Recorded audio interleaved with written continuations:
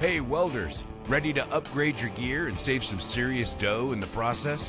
The Miller Build with Blue Savings and Rebate Program has you covered. Find amazing deals and cashback rebates on a wide range of Miller products, from welders to plasma cutters and everything in between, all backed by our 3-year warranty. Don't let this opportunity pass you by. Take advantage of the Miller Build with Blue program now. Visit us online or stop by your nearest Miller distributor today to start saving. Your host, Tim Strange, along with my co-host, Carrie Strange. Did you forget your name there for a minute? Something popped up on the screen, though. You need your name on your shirt, I Carrie. do. I do. So tonight we have our guest. He started the Street Rodder Magazine Road Tour program in 1996 after discussion at the 95 SEMA show with then editor of Street Rodder, Tom Vogely, which he is scheduled to come up on a guest appearance here soon. Guest.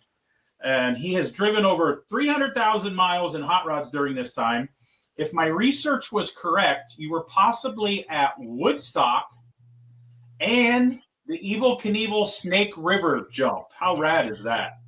Well, thanks a lot for. I mean, those were all my bombs that I was going to throw at you. Now go ahead. Yeah, well, we'll talk about all this. And if you listen to the Josh Shaw episode a few weeks ago, we talked about you having about the best hair in hot rodding.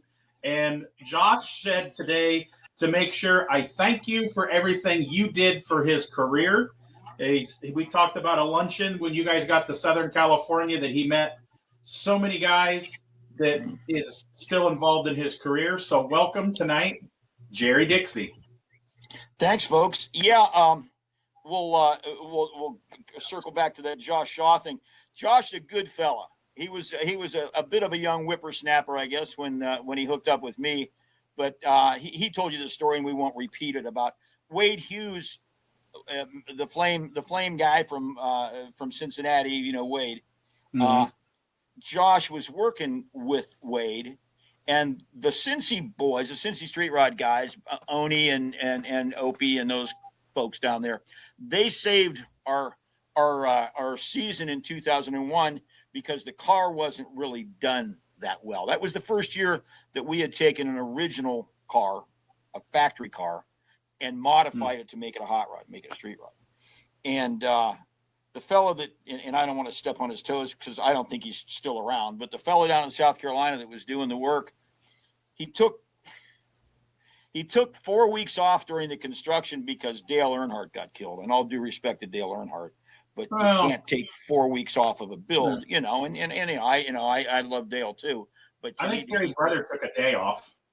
Yeah, you need to keep moving. Anyway, the Cincy guys, they saved us, and Wade and the gang down there, they really jumped in and saved that year. So Josh was one of the fellows on the team, and Wade said, "Hey, this young fellow," and he probably was in his 20s then. He wasn't a kid, but he wanted to go. So I said, well, God, I don't know. Have him send me an email, and we will start a correspondence. I mean, like I was going to qualify him, right? So long story short, and I know Josh told you the basis of the story. That's about when emails started, right? Mid-90s? Well, this would have been 2001. Oh, okay. By the time that he came on that trip. Okay. Yeah, by the time he came on. In fact, and I see you're going to prompt me to all these stories. So if I go long, just say, shut up and let me ask you another question. But the early days of the tours, I would do blogs. That was, remember blogs? Mm-hmm. And I would do blogs, and my cohort out in California would be my webmaster, Nick Licata. You know Nick? I do. From Chevy magazines and things. Yep, all Chevy Performance. Right. Nick was my webmaster, so I would send him my blogs, and from the road each day. I mean, we'd be taking pictures and sending them in to him, and he would load them up on the Street Rodder magazine website. So we had one particularly good blog one day, and out in the morning drivers meeting in the parking lot, I said, "Hey, man, I posted a good blog, got a lot of your pictures, a lot of your cars. Who brought their laptop?" Nothing. Stares. Go, okay, I get it. You know, you can't carry your laptop around. I said, there's a business office inside. If you go in there and punch up Street Rodder Web, you could look at it. Stairs. I said, who has a computer at home? Guy in the back, true story, raised his hand and he said, my wife's friend at church, her son has a computer. And I thought, wow, we are a few steps away yet from computer land for old hot rod guys, right? My great uncle is still that way. He don't have a cell phone. He don't do computers, the internet, nothing. So yeah, he refused. Well, I used to, I did a column every month for NSRA Street Scene, and I did, of course, my stuff in Street Rodder. And I wrote a column once about what it took to get hot rod guys to accept the internet and not worry that they were going to get their long distance carrier changed. Okay. I mean, that was their like fear. Mm-hmm. So they found out that there was a swap meet in a world that runs 24/7 and it never rains, and it's called eBay. Yep. And so they were getting their grandkids. Charlie, tell me how to get on this eBay thing. And once they found out they could buy deuce parts on the internet, they were rolling. But at any rate, that was that story. But Josh got in. We were, I was fine with him. I went down to, I'm out of Youngstown, so it was a 5-hour drive to Cincinnati. We get in the car and we make it as far as Memphis. And again, I'm on reruns for his story, but I go, what's that noise? And he goes, that's the rear end going out. I go, can you fix that? Because as he told you, I'm not a mechanic. I'm a yapper, and I'm a salesman and a businessman. And I said, can you fix that? And he goes, well, if we can, he said, if we can get it up on a rack. And I go, I got a buddy that's got a rack.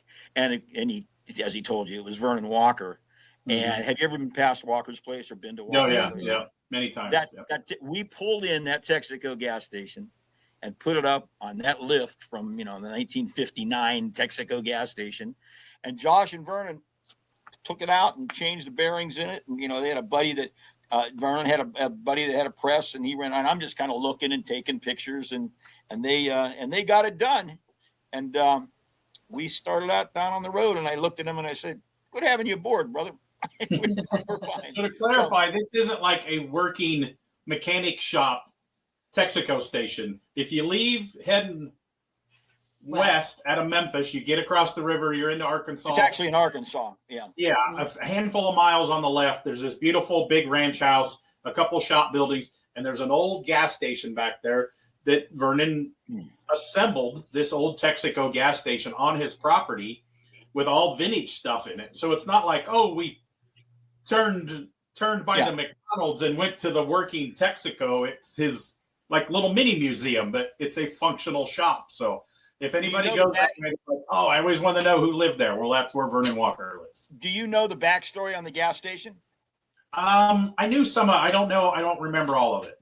Well, it just and again, I've got a story for everything, so I apologize in advance. This is just part one, by the way.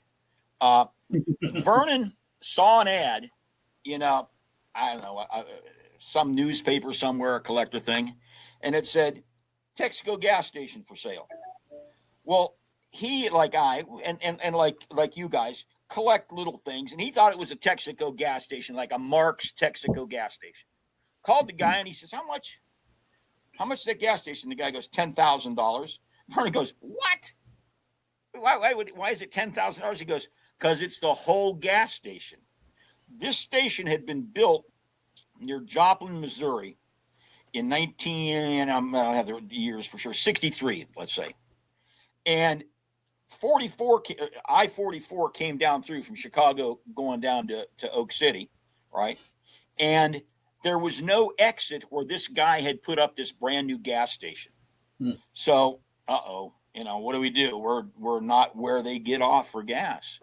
And so he disassembled it and put it in 3 semi-tractor trailers with the idea that he was going to reassemble it. It was one of those pressed metal porcelain deals that bolted together. Lustrums or lustrums or something is what they sold houses too that snapped together like that too. And they put them all. They built them on site. So the fellow's idea was that he was going to put it up somewhere else. Well, as we all know, life rolls on. stuff happens, and he never got around to it.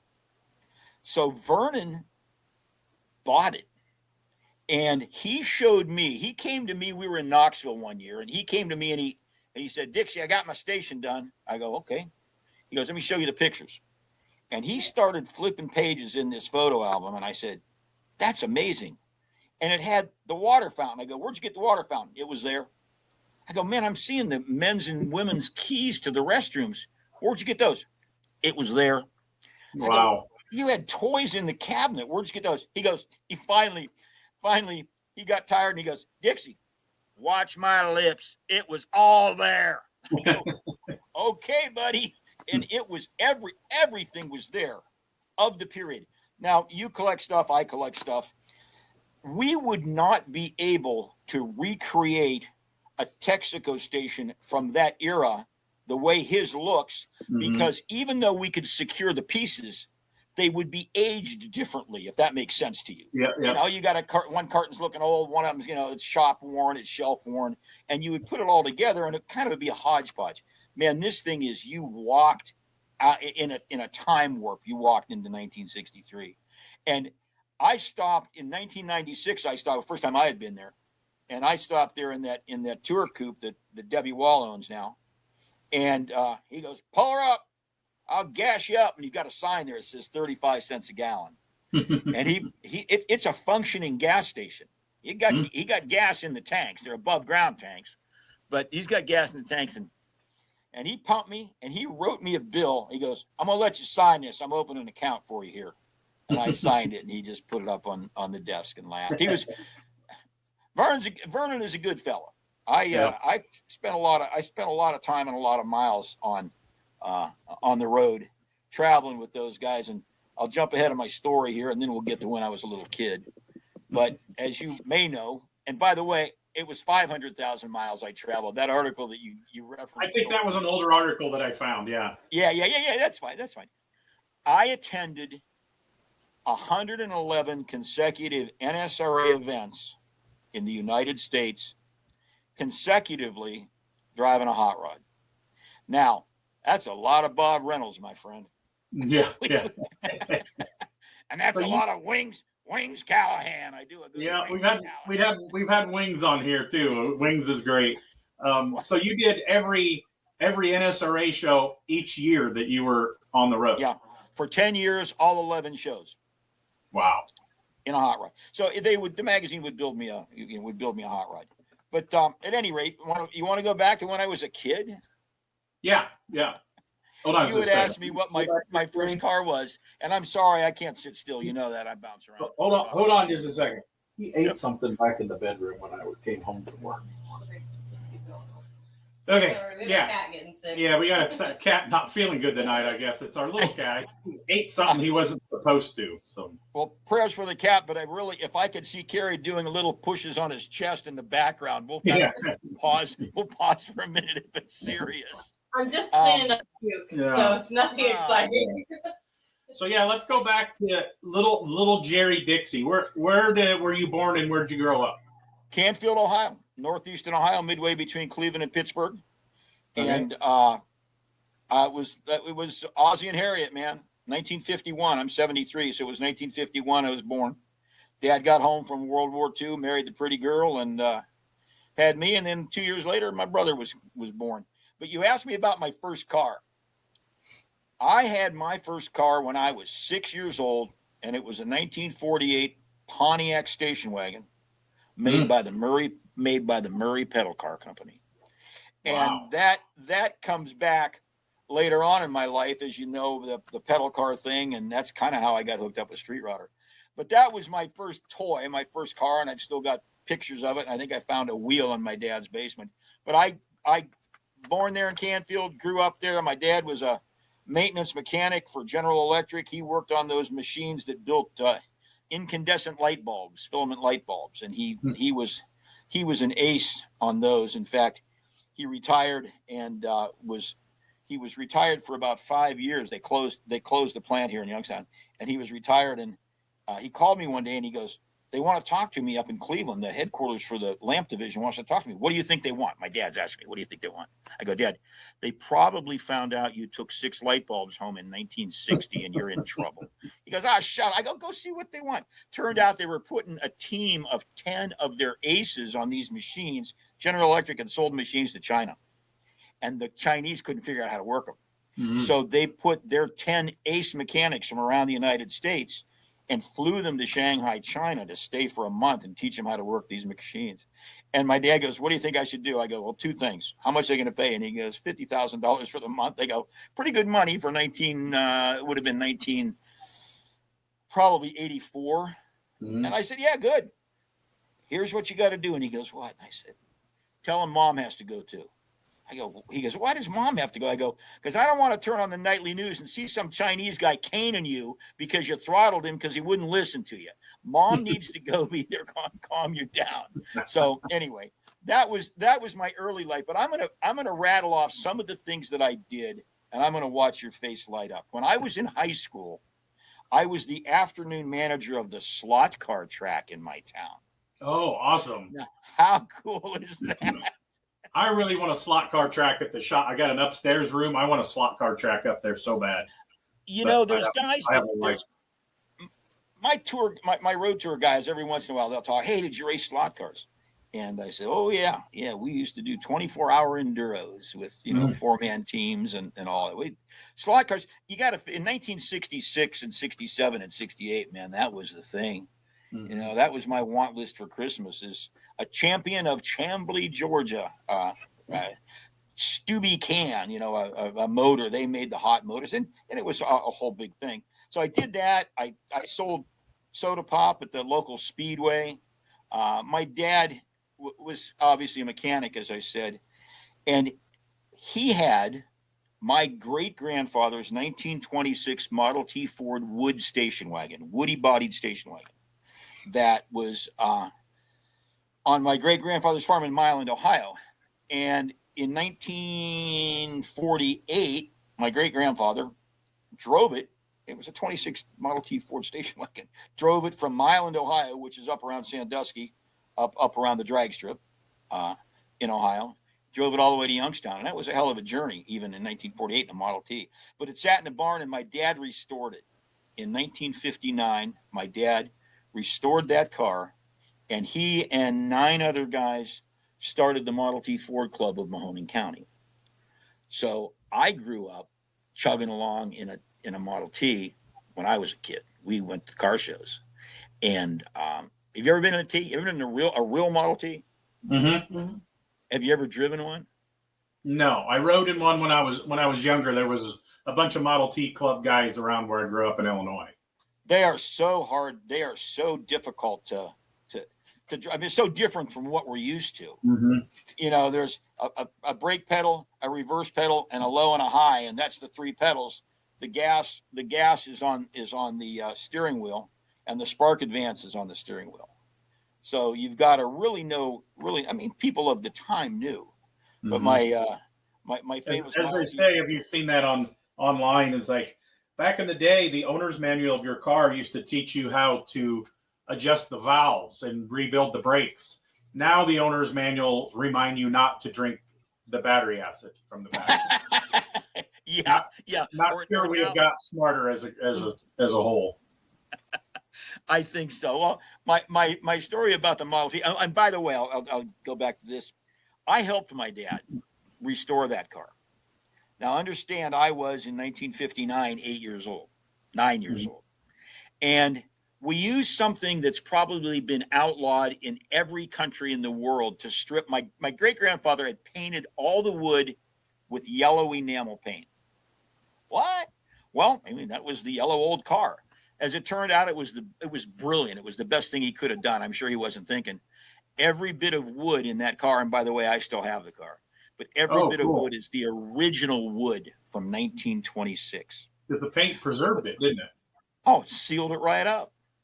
But my dad worked on a farm when I was younger for a lot of years, and we painted a lot of stuff yellow because allegedly they knew somebody that worked at the Caterpillar plant and could sneak paint out of the paint. So there was farm trucks that was Caterpillar yellow, and tractors that weren't Caterpillars that were Caterpillar yellow. And, That's fun. Well, yeah, hey, that might have been the case. Not sure where Gramps got the paint, but it was on there and it was thick.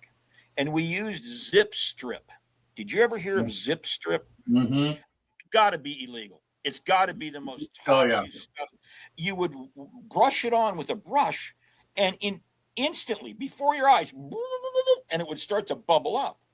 Well, then, of course, you take a wire brush or you take a scraper, paint scraper, and you scrape what's bubbled up. Well, I'm a kid in my little white T-shirt, and I'm helping Dad, and I'm, getting this bubbled up paint off, and it's going on my arms, and it's killing me. It's burning me up. But you're an 8-year-old kid, a 9-year-old kid helping your dad on his old car. You ain't going to go, Dad, this hurts. So he finally, thank goodness, he looked over at me. He goes, don't your arms hurt? I go, they're killing me, Dad. He picked me up by the collar and he threw me in the kitchen. It was an attached garage we were working in, probably toxic fumes there. And he goes, Barb, wipe his arms off and put him in a long sleeve shirt. And then we went back to work. But that was that was my helping my dad. But that's a cool car. We're going to donate it to the local fairgrounds. I think they have a carriage museum, and it would fit in well because it's a great transition vehicle with the wooden body carriages. I was always known in town as, hey, you're the guy whose dad has the car that's in all the 4th of July parades. So I was a junior in high school. Now, Dad always drove the car. I didn't drive the car. I didn't know how to drive it.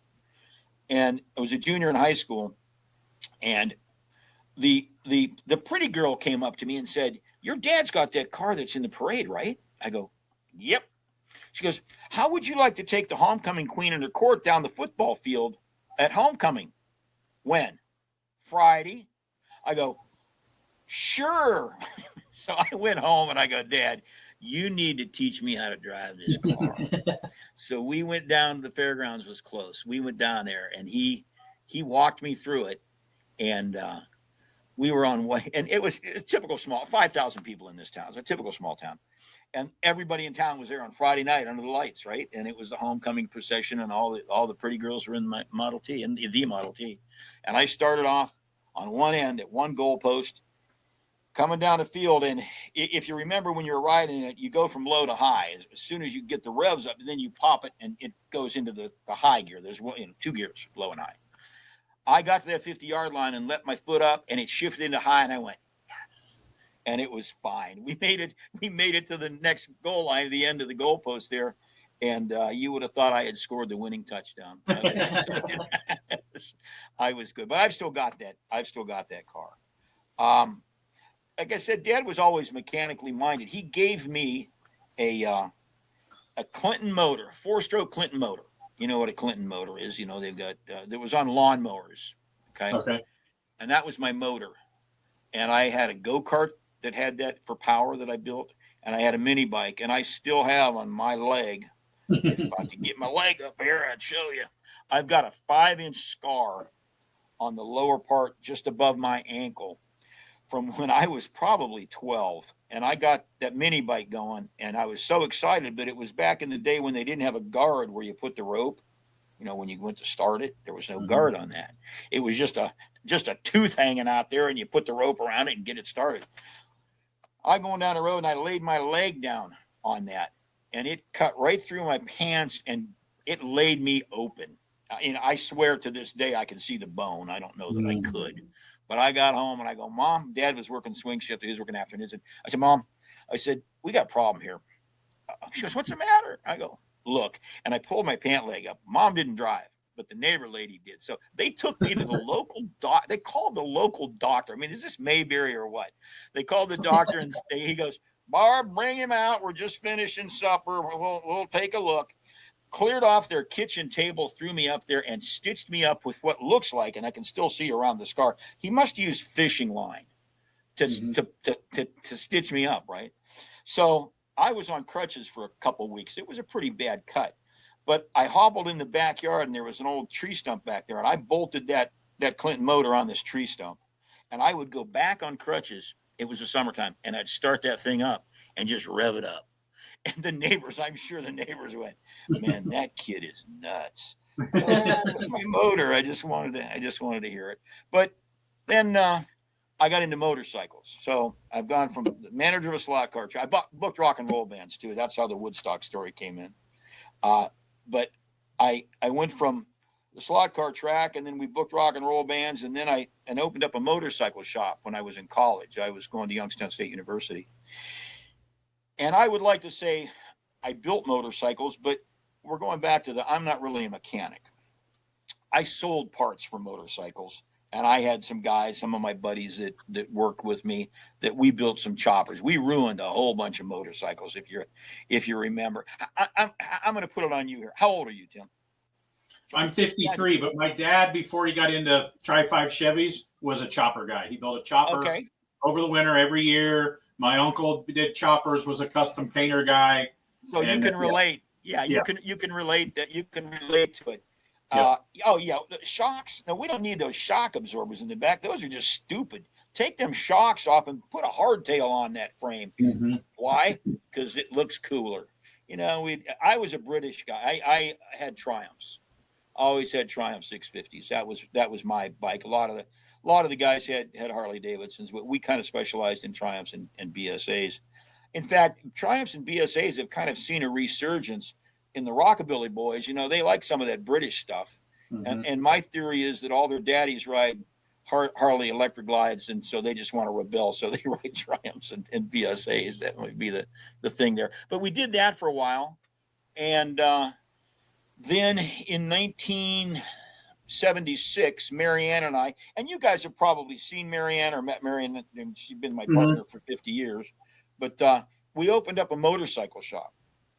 We opened up a van shop. The motorcycle shop, we closed that down, and we morphed into a motorcycle shop. So before we get into the van stuff, I should know this. You've already been to Woodstock?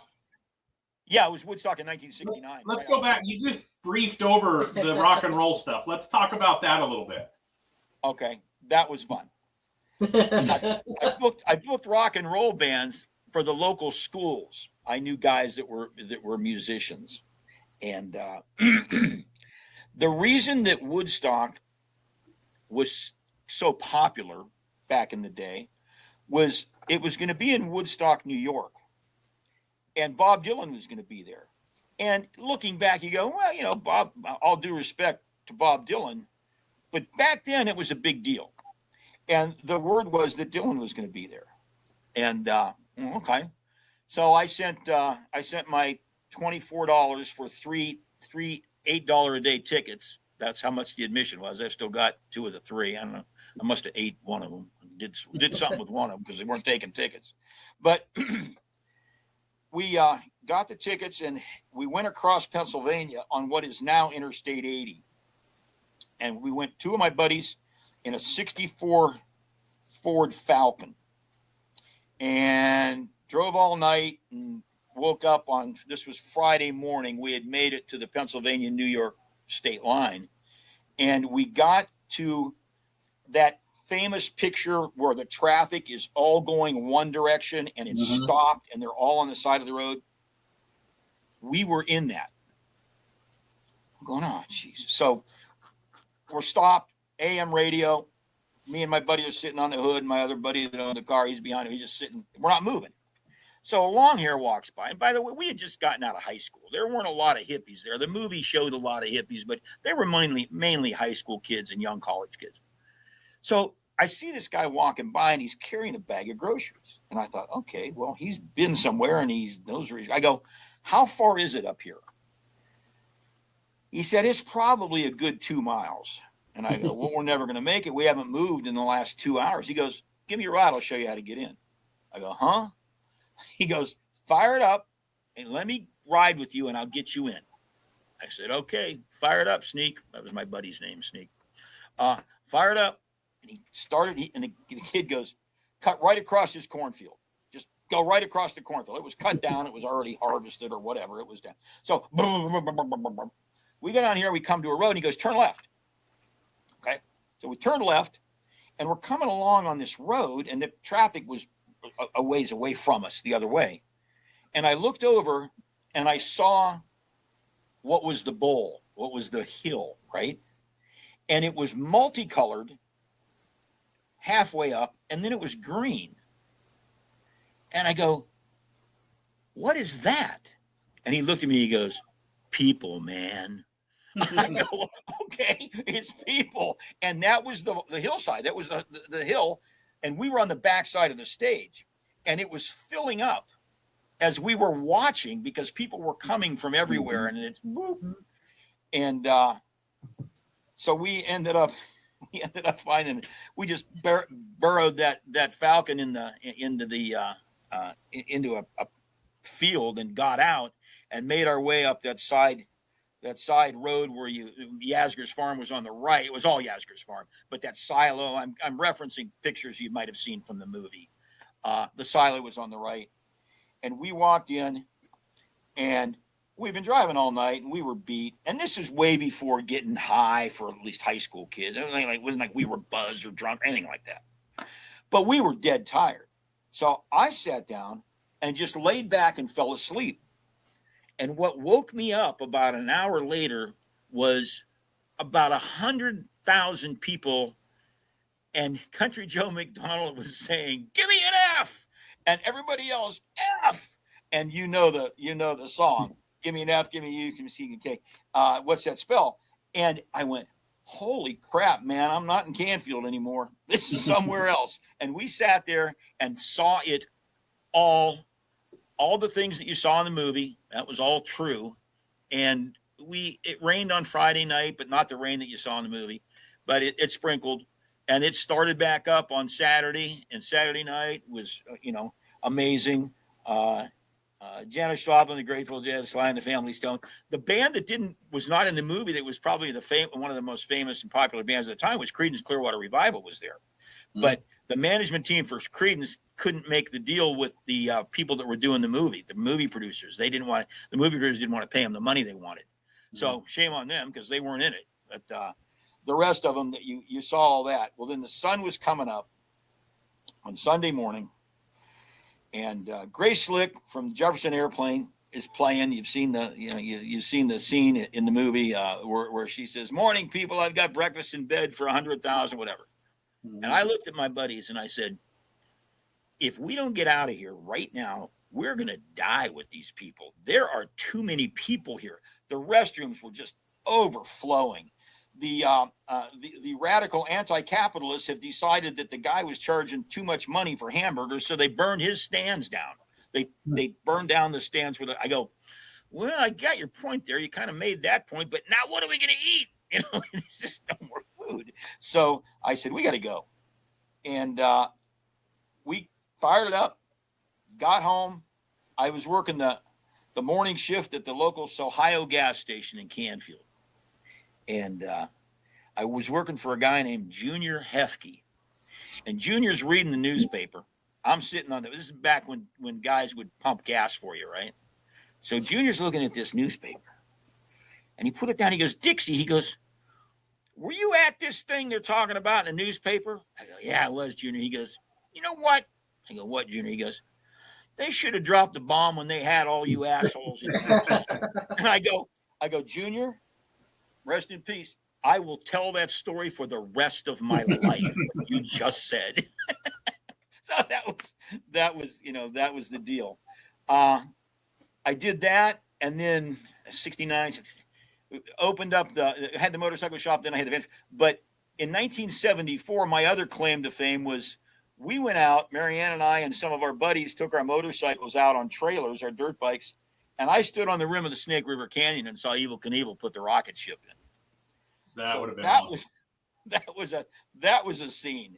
That was a build up to a kind of a letdown if you read about it. Yeah. If you saw it or you've seen tapes of it. But my good Evel Knievel story there was Knievel had put out a press release or told all of his fans that he was going to have $1 million party at Snake River Canyon in Twin Falls. So a lot of people went. That wasn't the only reason we went, but that was kind of interesting. He's going to have $1 million party. And the bikers were in town. A lot of them came from California. And each day, people would go, when's the party? When are they going to have this million bash. Well, on Thursday, Knievel was on the back of a pickup truck in the bed, and the pickup truck was filled with like 6 packs of beer. And he's driving through the crowd, and he's throwing these 6 packs of beer out. And the biker boys go, $1 million worth of party in there, dude. And somebody said, that Fridge King trailer over there is filled with beer, and it was the Junior Chamber of Commerce was selling money for something, or selling beer for something.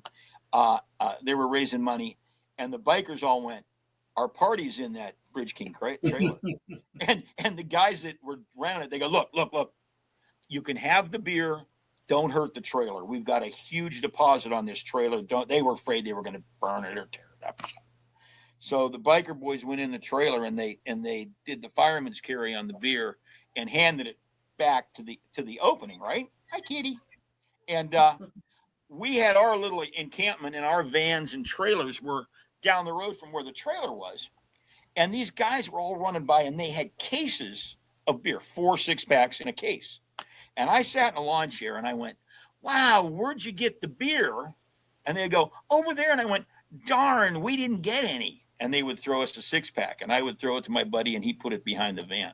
And I did that all day long. We had a giant pile of beer, and didn't have to tussle with all the boys inside the Fridge King.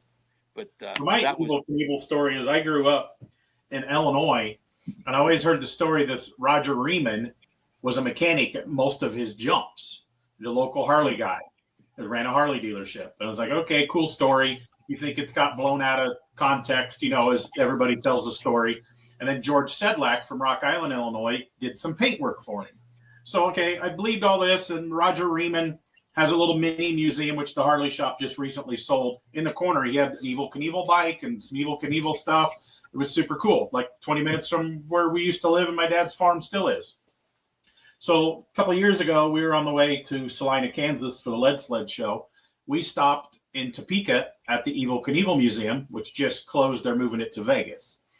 And seeing all the memorabilia, the interviews and stuff, and Roger Riemann, the mechanic, and George Sedlak was way more involved than even the local stories were. Like Sedlak painted like 90% of his bikes and his helmets, and it was involved in the restoration of his rig. And Roger Riemann was at like 80% of his jumps that he did. Even when he went to like Mexico City, he was there as a mechanic. How was the tie in there between Roger fella and because Knievel was from Montana, right? I just wondered how they made the connection. Roger Riemann was a very well-known, respected Harley mechanic and a Harley-sponsored racer. I believe he actually died racing a Harley, like a flat track thing. So he was just very well-known. It's like getting the prop guy because he's a funny car tuner or something like that. So that's kind of the story that it was. And when we read and seen all the interviews and stuff at the Evel Knievel Museum, it was kind of the same. That's why. Well, I contend that he pulled the chute. I don't know if you've ever watched it. I have, yeah. We were standing there. I mean, it was the climax to a wild week, and Sunday morning, and we're all kind of standing there at the edge of the rim. They had a little fence, and we're all kind of looking down, looking up, and I go, "Well, there's no way he's not going to do this. That's not a motorcycle. That's a rocket." I mean, I was thinking it was going to be a motorcycle. It was a rocket on 2 wheels. And what happened was, it went off, and I swear it rolled like this. And my take on it was, he saw the rim on the other side, the wall, and I thought he pulled the chute. They still contend that the chute deployed as soon as he left the ramp, but I don't know. I was just I'd been partying all week, so I didn't know. I just said, "Well, that's over. Let's go." I kind of think that he did that. Just he wasn't the smartest on saying, "Hey, I might die doing this," because all the accidents he had. But I mean, I could see it both ways with it popping out, but I could also see him. I don't want to slam into the face of the other wall. Yeah, he was lucky as we saw it come down, and you've seen the footage. It went up, and we're all going like this, and we went and we looked down, and he was so close to the river. I mean, there was a river down there, but he hit the bank, and he was probably, I don't know, hard to guess because we were pretty high up, but it was probably 10, 20 feet. But if he would have been further along, he would have gone down in the creek. And who knows what would have happened.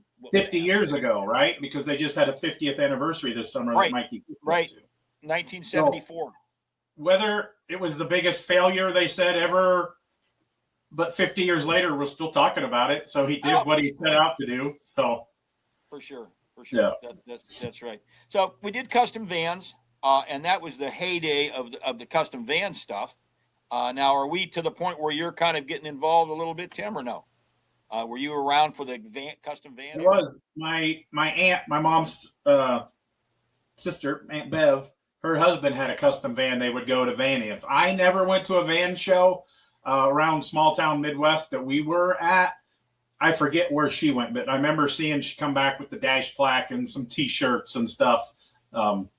She had this gold Chevy van that was all done up, and it was like Indian motif, and and Indians on the side. Beautiful airbrush work. I still got pictures of it with me and my cousins pretending that we're holding the gun that was on the side. And yeah, so I don't. It was a wild time. We had a good friend of mine, still one of my best friends in the world. Guy Shively is a fantastic artist and pinstriper and letterer, and he worked with us at the van shop. And that was the era of bare-breasted women whipping polar bears on the side of the van, the Frank Frazetta murals that they had, and it was a fun time. You probably weren't allowed to go to the truck-ins. Those were kind of a no-kid zone. We went to a Hemmings party at SEMA, and it was at the Sosa Metalworks, and they always have some real 70s choppers. Then this year they had a bunch of custom vans in the parking lot. One all opened up so you could get in, get your picture taken. So it was pretty cool, the shag carpeting and everything. You know who was really big to tie it into our hobby now of the hot rods, or our business of the hot rods, is Terry Cook. You know Terry Cook? Mm-hmm. Yep. Terry Cook was editor of Hot Rod Magazine. Terry was actually, under an assumed name, the editor of Vans and Trucks Magazine at the same time that he was an editor for Hot Rod, but he didn't want the people at Peterson to know that he was doing a van magazine. So he pulled that scam off for about 6 months. But his magazine, Vans and Trucks, was a good magazine, and it was more of a, I guess I'd call it more of a culture thing, like some of the Rockabilly Boys with their retro choppers now. This was more of a cultural thing than we were bolting fiberglass fender flares onto Chevy vans and putting porthole windows and things. Nothing that was really extravagant in terms of the level of quality and work that we see in hot rods and custom cars now. Really wasn't in the vans. It was pretty easy to bolt that stuff on. The one that changed everything, there was a fella named Greg of Akron, and Greg of Akron had a van called Flying Eagle 2, and it doesn't mean anything unless some of your viewers or old vanners, they'll know what Flying Eagle and Flying Eagle 2 was. But he changed everything because he was a custom car guy, and he brought in, hey, let's take off the door handles, let's shave the drip rails, let's mold things in, let's do classic paint work, some overlays and things, and so that kind of changed it a little bit. But the van stuff was hot. We opened up Ohio Van and Truck Supply in 1976, and I started Classic Automobilia. Classic Transportation is what you know me for, with the collectibles. I started that in 1989, and just to kind of swing this to Vogley and Street Rodder Magazine, I always liked collectibles. I know you guys do too. I was big in the pedal cars. I do. She doesn't. I do. Here's the trick, Tim. There's a little trick to this. What you do is you sell one of those collectibles and take the money and just give her half of it and go, here, honey, you work as hard as I do every day. And then maybe it'll work. Does he do that, Carrie? He doesn't understand the term sell. No. I've been finally going through my magazine collection. I have a huge print magazine collection, and I realized that I have a lot of duplicates, triples, and quadruples of a lot of 50s, 60s, 70s hot rod magazines and a bunch of other stuff. So I am going to yeah. Well, the problem that you're going to have, and you've probably figured this out already, during the pandemic, I started another company called the Hot Rod Paper Company because I realized, like you, I had a lot of magazines.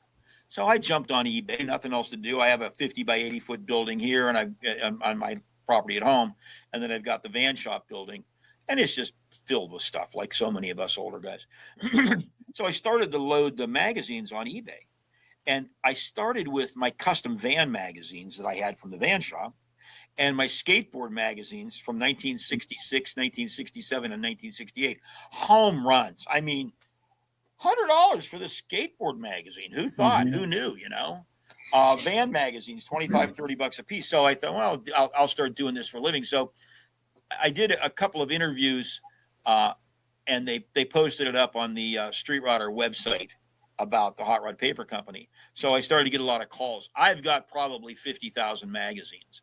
Oh, I've wow. got way too many magazines. And here's what happened. I get calls every week still, because if you Google vintage hot rod magazines, mine amongst other names, mine will come up. I'll get a call. Hi, my father passed away last year, and he had a bunch of magazines, and he said that they were worth a lot of money, and they're all in boxes in the garage, and we got to move out of the house. And at that point, you have to say, unfortunately, now there are so many magazines coming out of the woodwork that the market is flooded. And how do you tactfully say, if your dad would have died 25 years ago, they were that's just not cool. So I don't do that. But that's what it comes down to. And in general, the cost to ship magazines is more than the value of the magazine. Yeah, I just recently bought a big collection up by Milwaukee. Luckily, I had a buddy that lived close. He went and picked them up. A month later, he was coming to Florida. So he goes, I'll drop them off for you. I made her pay for them on PayPal before I told him what she was paying for, because I don't know how to run the PayPal account. And these were like up till modern hot rods, and started, there was, I don't know, early 50s, and half of them in the binders. Oh, yeah. Over binders. 400 issues of magazines. And I was messaging this guy. He was selling it for his dad. His dad was old. His dad wanted him to go to a good home. Didn't want a guy going to the swap meet and selling his collection. So I talked to him back and forth. And yeah, my buddy said he'll go pick it up. I paid $200 for them because they didn't want to piece them out. Right. And you can't ship them. And nobody has room for that much stuff unless they have buildings like we do in my shop and all that stuff. So I need more binders. That's what I need. I need binders. So then I realized I got the Gary Heights from Heights Suspension Collection. Oh, Gary, sure. I got another local drag race guy, Ron Hopes. My uncle is the one that got me collecting.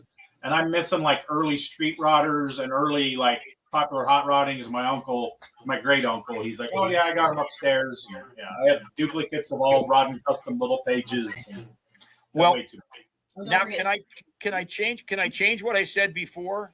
Magazines are really valuable, Tim, and you need to get a hold of me after this interview, because I have some that I'm going to sell to you. Okay. I come across stuff weirdly like that, and people give a bunch of magazines to Steve Tracy at Advanced Plating, and then he'll go through them, and then he'll give them to me. And then he's got some other ones, earlier ones that he says he's got saved for me. Same thing, Gary Heights kept his early ones. Yeah. Because I don't have all the first 2 years of hot rods. I have some, but I don't have all the first 2 years. The first six are the money issues of hot rod. January 1948 through June of 1948. Yeah, I had a guy that offered me the first 2 years for $4,000. I am not doing that. No. Once it gets past July of 1948, 48s are right now $25 a piece. 50s, maybe $20. But the first six are good. Now I'm going to tell you a bit of trivia. And I'm going to tell you this because I've already got my copies. But generally, any magazine that you're collecting, volume 1, number 1 is the valuable one. That's the hard one to get, right? That's the one you want. And the same is true with Hot Rod Magazine. That's a volume 1, number 1 in good condition without any holes punched and not being the fake ones. And, the fake ones are smaller. The real ones are a little bit bigger, about 3/4 of an inch taller. It's $1,000 item. Yeah, I finally got the first issue of Rodder's Journal that I was missing. I'm still missing a couple of the early.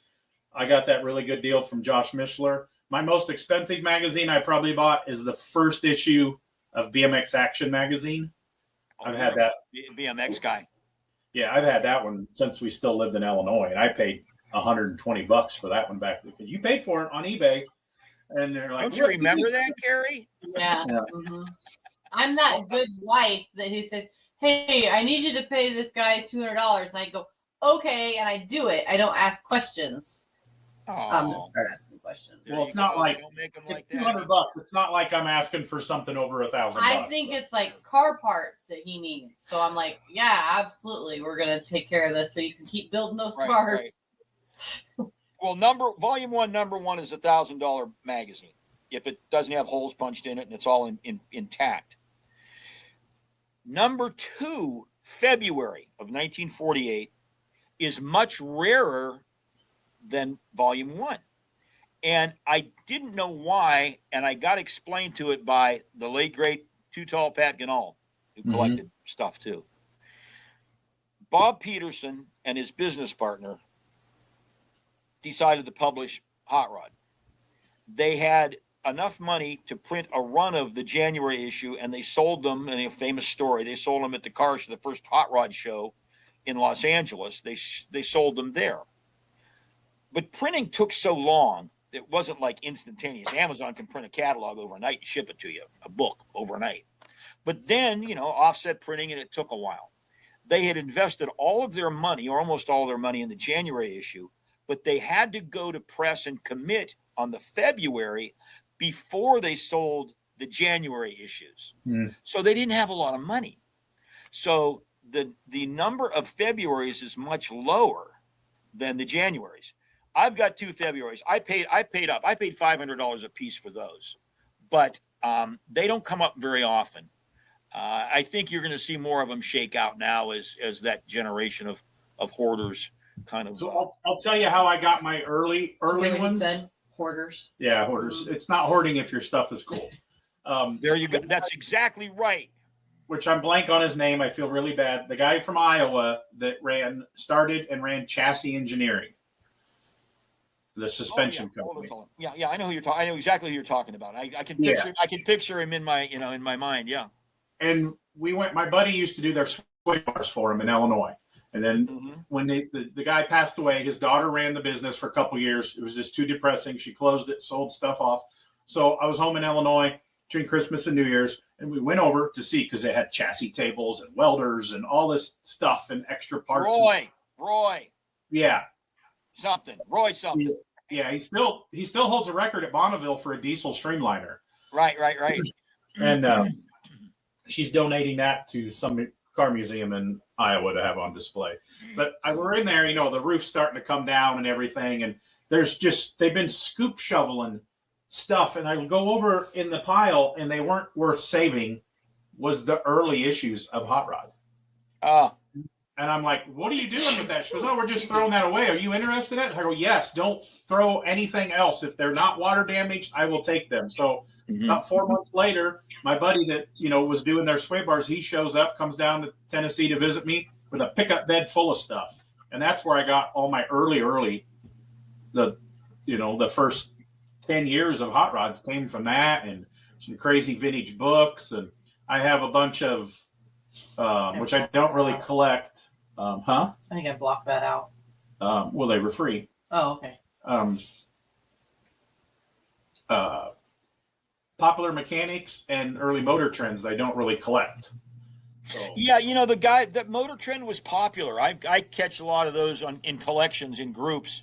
Is they'll have a lot of motor trends.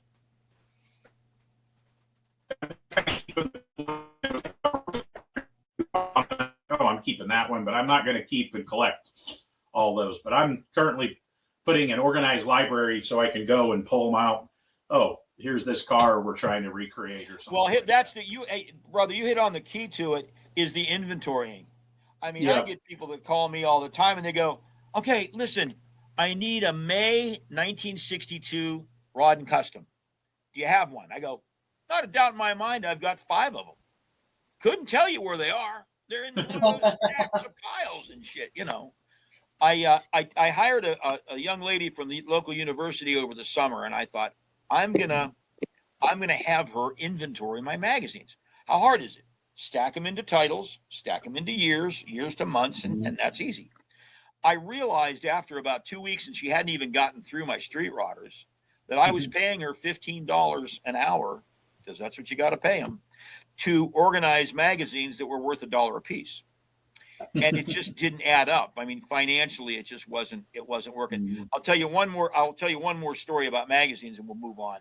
But I set up at a local indoor swap meet a year ago, and I had a bunch of the magazines I wanted to blow out from the 80s and the 90s, and I had a sign that said $1 a piece. Just pick them, $1 a piece. Pick magazines. I figured I'll sell some, and I was hardly selling any of them because all these old guys, they all got their own magazines. And a young fella came to me and he goes, "Do you buy magazines?" And I said, "Well, I'm trying to sell them, but I'm not doing real well here. So why?" And he said, "Well, my wife and I moved into a house, and same old story. The basement's filled with magazines." He said, "They're in boxes, and the basement's filled with magazines. Do you want to buy them?" I said, "How many are there?" And he said, "There's 50 boxes, 50 boxes of magazines." Okay. And I said, at that point, I was frustrated because I wasn't selling a lot of magazines, and I've got a lot. And I said, "Nah, I'm not really interested." So he picked up my card, and 2 weeks later, and this just happened a year ago, he called me and he goes, "Hey, I'm the fellow that you talked to about the house that had the magazines in the basement." I go, "Okay." And he goes, "I found another tub, and they're the smaller books." Now, it was the smaller Rod and Customs and Customs Illustrated. And that piqued my interest a little bit because I knew that he was just going to sell them pretty cheap. And I said, "You know what? I might be interested if you've got some of those because there's somewhat of a value on those." And he said, "Look," he said, "if you'll come and get them, I'll give them to you." Okay. I've got a slammed Astro van that doesn't have any interior in it. That's my parts chaser van. And I said, "I'll come out and I'll take them." I pulled up to his house, and he's standing in the garage, and he had brought them up out of the basement. And they were stacked up in white boxes, the right size boxes, and they're numbered on the end of the boxes. And he goes, "Hi, how you doing?" I go, "Hey, how you doing, man?" He goes, I go, "Are those the magazines?" He goes, "Yeah." I go, "Well, there's a lot of them." I said, "I think I can get them in here." He goes, "Yeah, okay." He goes, We'll start." And I go, "What are these numbers?" And he said, "Oh, here's the inventory to the boxes."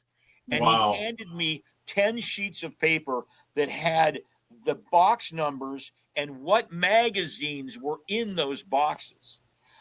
I thought I should have given him more. I gave him $50. I go, "Here, I feel so guilty that I'm taking them anyway," at that. But the fact that they were inventory made all the difference in the world.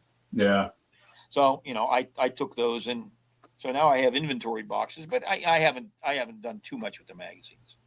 But classic automobilia led me to my relationship with Street Rodder magazine. If you want to go into that, you want to talk about that a little bit? Yeah. Okay. I was set up at the Lead Sled Nationals down in Cincinnati, and this would have been 1989, and we had a display. We had gotten into the pedal cars a lot, and signage and that big boy toy stuff, and I hate the term man cave, but that kind of thing. But that was before that term. And into my tent walked Tom Vogley, and I recognized him from his picture being in the magazines. And I said, "Hey, Tom, my name's Jerry." And I said, "You ought to do an article about pedal cars in Street Rodder because a lot of the guys are customizing pedal cars, making strollers for their kids." About what year was this? This was 1989, 1990. So he looked at me and he gave me what I realized later was his standard response to, "Hey, you ought to do an article about Studebaker pickup trucks." I'm just throwing something out there. But his standard answer was, "Wow, it looks like you're the authority on pedal cars. You should write some articles for us." And I said, how many words and what format do you want the photographs in? And he went, whoa, okay. So the April 1992 issue of Street Rodder magazine was the pedal car issue. And I had 5 articles about pedal cars, the history of pedal cars, how to customize them, what parts were available, how to identify them. Did all the articles, sent all the pictures. They did it. Tom and I became good friends. We still are to this day. And I'm glad that you're interviewing him. He's got a lot of stories too. Mm-hmm. So I did that. Then I did an article on petrolinia. You know what petrolinia is, right? Mm-hmm. Well, it used to be just gas station junk until they realized it was worth a lot of money. Now they call it petrolinia. My buddies, I'd say, hey guys, give me a hand carrying this gas pump out of Carlisle or out of Hershey. This goes way back. They go, what do you want this junk for? I go, I don't know. I just like it. And I put it in my garage. And about 5 years later, they call me and go, do you have any of that petrolinia? I go, oh, I thought it was just garbage. Now it's petrolinia. We're going to buy that. So they wanted some of it. So I did articles about that. I collect road maps. I don't know if you ever gotten the road maps. I've got 5,000 road maps. I got too many road maps. A lot of great artwork in road maps. So I like the stories of all the different stuff you collect. Doesn't make me look as bad, does it, honey? Oh, it's always fun. It's always fun when you visit a guy's collection and you go, see, he's got a bunch of stuff. And then she goes, he's got a lot more money than we do, honey. Yeah, I got a couple buddies that collect. My good friend Zane Cullen, and he's organizing. Oh, I know Zane. Zane did one of our car. Zane did a car for us. Yeah, we trade stuff back and forth to fill slots in our collection. So. Oh, and by the way, his wife also collects Christmas stuff like I do. So. Yeah, both of our wives are Christmas. That's nice. Something that you can relate to too. Before we get past the magazines, we'll talk later, and you let me know what you need to fill your slots. I've got 3 complete collections of Rodder's journals, and I don't need them. I mean, I'm not saying buy all of them, but if you need some extras, I've got a lot of duplicates on. Yeah, I need like Rodder's journal. 5 total issues of, I think so. Yeah, just give me. We'll talk about that. But so I did the pedal car issue. I did the Petrolinia collectibles, and became good friends. And I know you guys just came back from SEMA, but as I had told you prior, I attended 38 consecutive SEMA shows from 1976 until the pandemic. Every single one, because I had the van shop, and then I had classic automobilia, and then Street Rodder. And Vogely and I were having lunch at the Las Vegas Hilton outside the SEMA show there. And I go, Tom, I got an idea. What's that? I said, why don't we build a car and take it to all the NSRA events around the country to show people that if you use good products like our advertisers in the magazine or your advertisers, and you use your head when you're building it, that you shouldn't be afraid to drive it. It was the era that there were other people getting involved in our hobby, and it was the trailer queen era. Mm-hmm. And I've got no problem with people trailering their cars if they're concerned because they didn't build them. What's going to happen if they break? You put them on a trailer, and it's the toe of shame to get back home, I guess, but you do it. And he goes, wow, that's a good idea. I go, yeah, the advertiser. He goes, well, get advertisers and donate parts and build it. And I said, we could drive it around, take it to all the NSRA events and write the articles.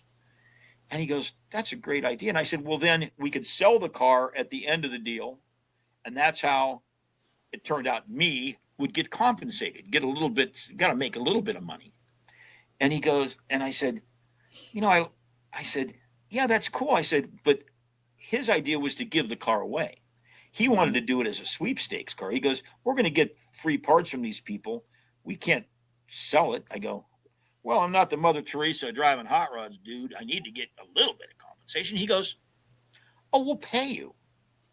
And I said, you'll pay me? He goes, yeah, figure out how much money you need. I don't want gas receipts. I don't want meal receipts. I don't want hotel room receipts. I want one number that I can show my bosses back at Street Rodder. He was the editor then. He said, I want one number for you to take a car that we build or have built and drive it to every NSRA event. So who owned the magazines then? Was that still McMullen or was that McMullen Yee? It was McMullen. It was McMullen Argus. Tom had passed away, and it was Yee. It was McMullen and Yee then, and then Ken Yee died. Ken Yee died before Tom died, before Tom got killed in the airplane crash. But it was McMullen Argus at that point. And but Tom was the editor. And so I went home, and we knew it would be a small block Chevy engine. And we decided Barry Lobeck, and we'll get into Barry in a minute. But we decided that Barry Lobeck would build it because he was in Cleveland. I'm in Youngstown. I could go up and take pictures of the build. It made sense. So I went home and I did all the math. Okay, how many miles per gallon, and how many meals on the road, and how many this and how much that, and I ciphered it all out, and I came up with a number. Now, understand, I live in Ohio. They live in LA. So I come up with this number, and my wonderful wife, we've been together 51 years. I go, here's what I came up with. And she goes, add 25% onto that number. I go, what? I go, what do you want? Oh, she goes, you're forgetting something. And I said, what am I forgetting? She goes, we don't know what we're forgetting, but we're forgetting something. Right. And besides, I'm going to be running your stupid van shop while you and Barry Lobeck are out being hot rod heroes out on the road. She goes, you need to get compensated. And I go, well, they'll never go for it, but okay. So I added to it. And I flew out to LA and sat down with Tom, and he goes, you got a number? I go, yeah, here's what I'm thinking. He goes, okay, well, we should probably do t-shirts, and maybe what else will we do? What else do we need? Maybe some hats. I go, I didn't ask for enough money, did I? He goes, we'll give you a raise. We'll give you a raise eventually. Tim Foss was the sales manager at the time. So in that same room, when all this happened, and he said, we'll give you a raise. He goes, wait a minute. He said, you've got your hotel rooms factored in here, right? Oh, yeah. He goes, hang on. And he gets the phone. Vernon, it's Jerry. It's Tom Vogley. I'm sitting here with Jerry Dixey. Yeah, I know you know Jerry because I had set up at NSRA events with Classic Transportation. He goes, yeah, I know. We're going to put Jerry in a car, and we're going to have him drive around the country and cover every NSRA event in our magazine. You know that we only cover the big three right now is Knoxville, Kalamazoo, and York, and the Nationals. He goes, right now, it's the only ones we cover. We're going to cover every one of them. Think you could get him a hotel room at all the shows? Oh, yeah, I thought you could. I thought you could. Tom hangs up the phone. He goes, Vernon's going to put you up at Headquarters Hotel at every event. I go, do I have to subtract that off my number? He goes, you just got your raise, brother. and do the math. That was three nights in a nice hotel by 11 events. So that worked out. And then the rest is history. You know, we did the Blue Skunk, as Debbie Wall likes to call it. That was the Blue 33 coupe that had the white racing stripes down the Was that the first one? Yeah, that was the first one in 1996. And for people that don't know, that time, I mean, they're still big. Louisville Street Rod Nationals is still incredible. Mm-hmm. NSRA was like it for all. I mean, Good Guys was still about 10 years old at this part. You know, there's Super Chevy shows that were really good then. But the NSRA shows, they were like it for the industry. There's way more events and event companies now. And I remember I heard Chris Coddington does a great podcast, the son of Boyd Coddington. And they interviewed, I think it was Larry Erickson that designed Cadzilla. And he says that was actually a discussion because that car is a 1949 that didn't fit in the 48 and older year break. And they're like, where can we even show this car? Because it's a 1949. Well, NSRA let us in a vendor booth, which they did. And that was actually discussion because it was a hardcore 48 and older off line. Oh yeah, that was the year marking was 48 and earlier. And you know, in retrospect, well, hell, was that car that was built last year just because it was a 32 Ford? Was that a 48? No, it was a 2000 and whatever. Mm-hmm. But they wanted the body style to mimic the look of a 48 and earlier. And they held on what I think, in all due respect, and I traveled with all those people, all the NSRA and the Walker family and all of them for 10 years. I mean, like I said, that's a lot of Bob Reynolds and a lot of seat time with those guys. And they held on, I think, for maybe just a little bit too long. Gary Metters, with Good Guys, and you do know that the story there. Gary was their national event coordinator, was NSRA's coordinator. He split off and started his, and they were 48, but Pleasanton moved to 54, and then they moved up a little bit more, and then they did the 72, and for what it's worth, from my point of view, everybody should have locked the cars down at 72. That's how I feel about it. I think that's what Triple Crown cuts off at 72. I think, don't they? Oh, you can bring in a newer truck. Truck's 98. OBS is to 98, and I agree with that. I had an epiphany at the street. I hadn't been to the NSRA Street Rod Nationals in quite a few years, and we'll phase through from my early years with the road tour. I did all the NSRA events for 10 years up until 2005, and I was by myself. Marianne would go with me occasionally. A buddy would ride with me, but I was just on my own. I was just eastbound and down, westbound and down, and I would go, and I would do 800-900 miles a day, just flat out. And when I got tired, when the sun went down, I'd find a hotel and I stayed there. So did you have a requirement every year on like the seat has to have this much padding in it or something? Did you give anybody? That's a lot, man. Like a semi driver has to have a comfortable seat. So, I mean, you don't want to ride in a bomber seat that much time. Well, Tim, it's funny because I really didn't have any input until I put my foot down, so to speak, no pun intended, and said, I will not drive a manual shift car. I said, I got too many things to do. I'm drinking coffee, I'm talking on my cell phone, and I'm flipping somebody off. I don't have enough hands for that shit. So I won't. And so we had two cars that were manual shift cars. But in 2005, at my winter meetings out west with the Street Rodder people and with Vogley, Tom goes, we're gonna switch things up a little bit. We've done all the NSRA events, and I go, oh well, are we gonna bring in some Good Guys events? Are we gonna do some other events? He goes, well, maybe, but you need to write an article and invite our readers to travel with you on the road. And I went, what? You want me to invite people to travel with me while I'm traveling, and they're going to be in their cars, and that'll change everything. Mm-hmm. So how many years was this? The next year, the second year? For that the following year, 2006 was the first year of group people.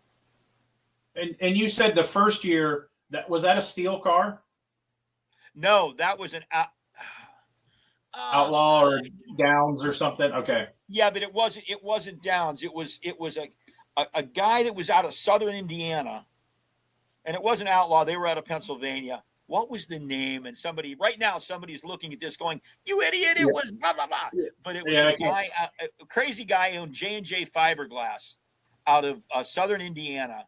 Okay. He was a drag racer. And he built those bodies. What were they called? I've got a copy of it. Anyway, it was that body, and that car was built by Barry of Lobeck. The Lobeck shop built the car. And that was the first year car, and they were all those. Was it a P&J body? Was that right? Was it P&J? No, that was that, and I knew them. That was another one. It's She's gonna Google it. She's gonna find it. See, we'll go on. She's gonna see if she can Google it. Yeah, and they were around for a while. The guy sold the molds. This guy that owned the company that built the bodies. I only met him once. His name was Joe. And he bought his wife a brand new Lincoln town car, or a Lincoln something in the 70s, apparently, and going to give it to her for her birthday. And he tore it apart and made fiberglass molds off of it and bolted it back together. But his buddies wanted to build a dragster out of his Lincoln. Oh, awesome.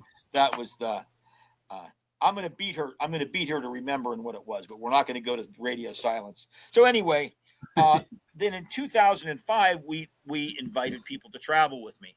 And as it turned out, that was okay. I was happy with that. The thing that threw me was Tim, who was the sales manager, said, we're going to have people that the companies, the parts manufacturers, are going to have to pay to buy into the program. And I thought, what? See, up to that point, somebody would give us wheels, I'd talk about their wheels. Somebody would give us gauges, I would talk about their gauges.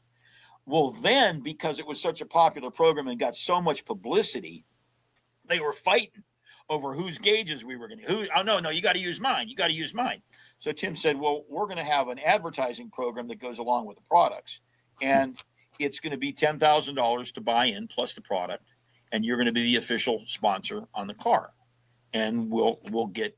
And I thought, well, I could probably just sell used cars here in Youngstown, Ohio, because I won't have a job anymore, because ain't nobody going to do that.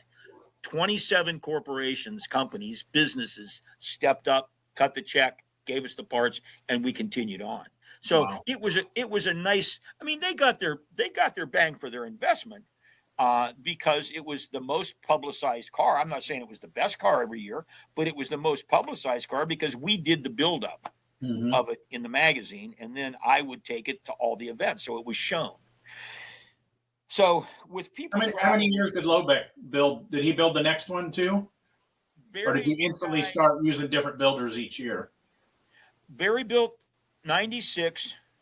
He built 97, and then 98 was a Downs body, the Phantom Fayette, and that was the yellow one with the red Smarl paintwork on it. That car had already been built by Jerry. What was the fellow's name? That was one of the editors or one of the writers out there at Street Rodder. He had already built it and called it a green machine. It had catalytic converters on it, and it had already been built. So there wasn't one built new, but they covered it again in the magazine, and I drove that. We called that one the Tourtanic. We had some issues. We had some issues with all of them. I mean, I could write a whole book just on the issues we had with cars.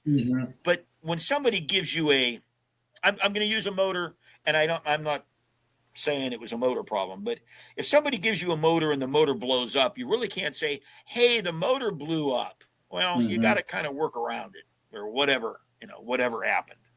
And I've got some stories, some adventures on the road of things happening to cars. And we didn't really talk a lot about that, but I mean, I'm still alive, so it didn't get killed. So, without saying which car, did you blow up a motor? Did you blow up a transmission? We grenaded. We blew up a motor, and it wasn't the motor's fault. It was a water hose came off. I was pulling the hill out of Kingman, Arizona, going to Flagstaff, and it was ambient 115 degrees, and it was running hot. And did you know that if there's no water in the system, the temperature goes down in the gauges? Yep. I didn't know that. I learned that. I had a college $800 beater. I drive to auto body school in Iowa every day, and I learned that the morning I blew up my 68 Dodge Polara, red with white interior, two-door with folding headlights. Nice. $800 out of the front line of Maury's Junkyard in Cambridge, Illinois. Yeah. Well, I'm coming up, pulling the grade up to Flagstaff out of Kingman, and I'm thinking, wow, it's cooling down. 220, 210, 200. Oh, maybe it's gotten used to the heat. 180. Done.